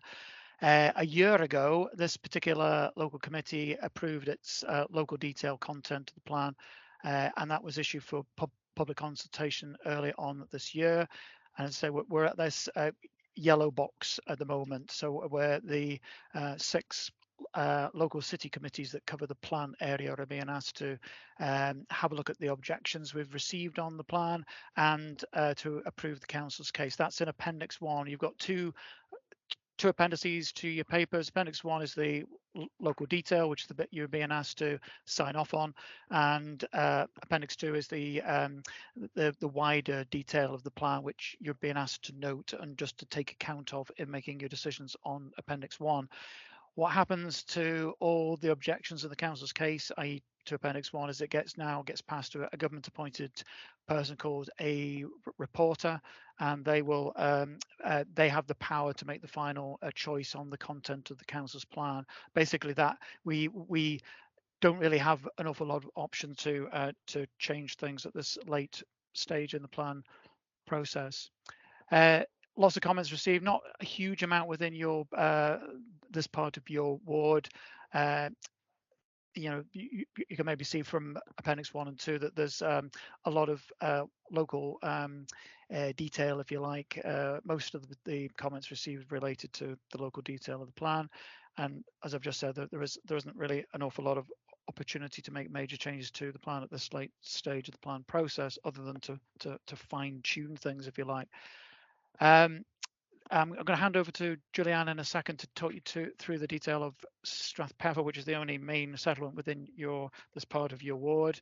But I'll very quickly cover Marybank, because there is in Appendix 1 to your papers, there has been one landowner objection. The landowner is the firm of Angus McLean. They own land at Marybank between east of Boulogne Road and south of the Ord Road. They have objected because we haven't identified a major land allocation at Marybank. They would like to see the plan earmark the land that they own for 50 houses. There is a planning permission on part of the land that they're seeking, and we are the growing settlement text that's in the plan does support a small scale of development on that land. And as I say, there's already a partial planning consent for some development on that land. But they're basically the landowner is not happy with a small consent and is seeking a much larger area to be earmarked for development. The recommendation in Appendix 1 is not to agree with that. I'm sorry, I'll now hand over to Julianne, who will talk you through the detail for Strathpeffer. Thanks, Tim. Hello, morning members, or afternoon rather it is now.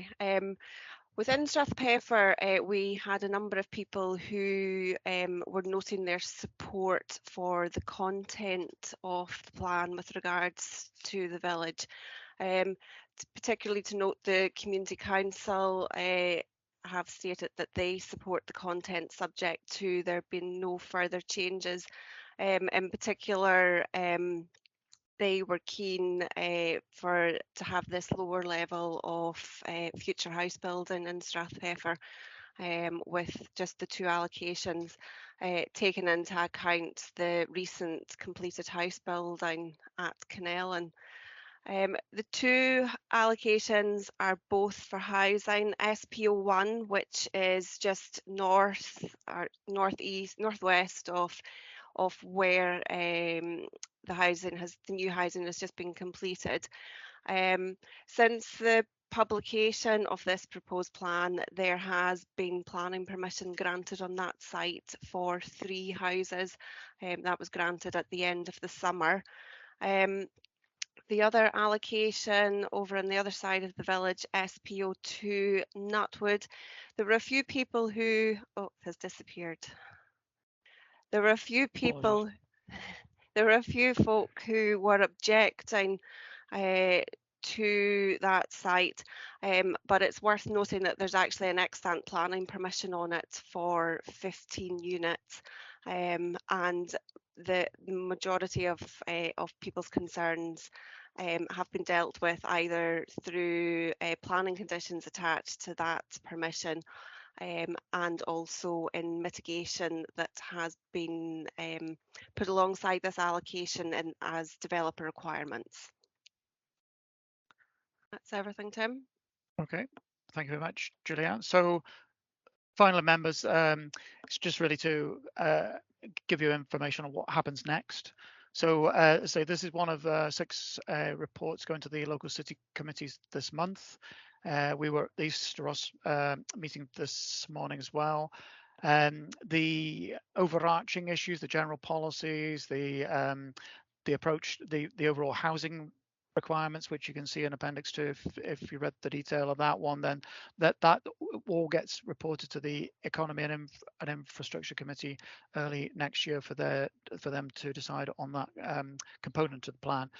Thereafter, we submit all the objections. So people that have made comments that you can see in Appendix 1, they get passed to this government appointed person in March of next year, together with the council's case as outlined in Appendix 1 and Appendix 2, and then what's known as an examination process begins at that point, and that's basically the government appointed person he looks into the detail, if you like, of the objections in the council's case in reaction to those, and that reporter makes the final decision and basically sends a report back to the council, and where there are binding recommendations contained within it, and the council will be obliged to make those changes, and then the plan can finally be finished and adopted in 2024.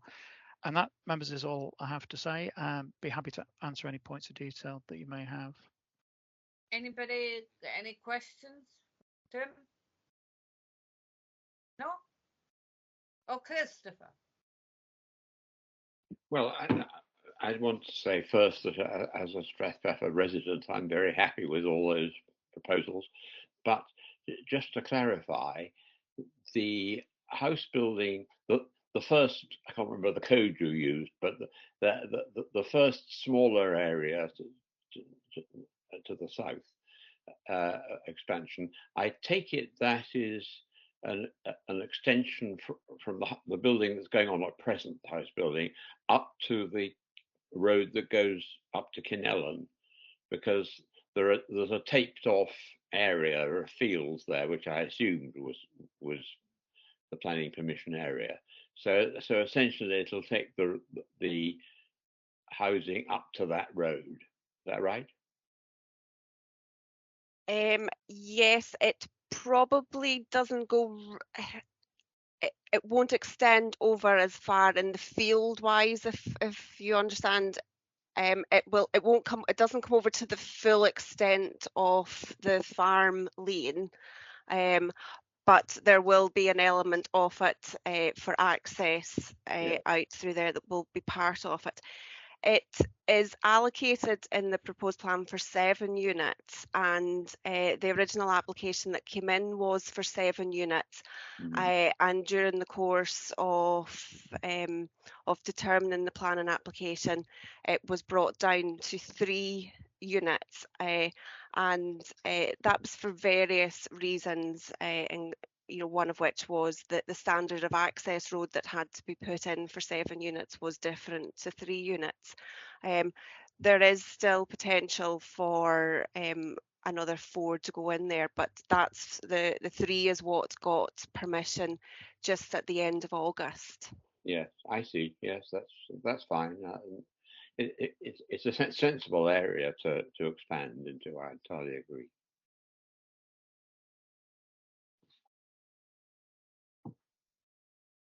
Right, anybody else got any questions? No, if not, that just ends your presentation, Tim. May we bid good day to you. Thank you, members. Bye. Bye. Thank you very much. Thank you.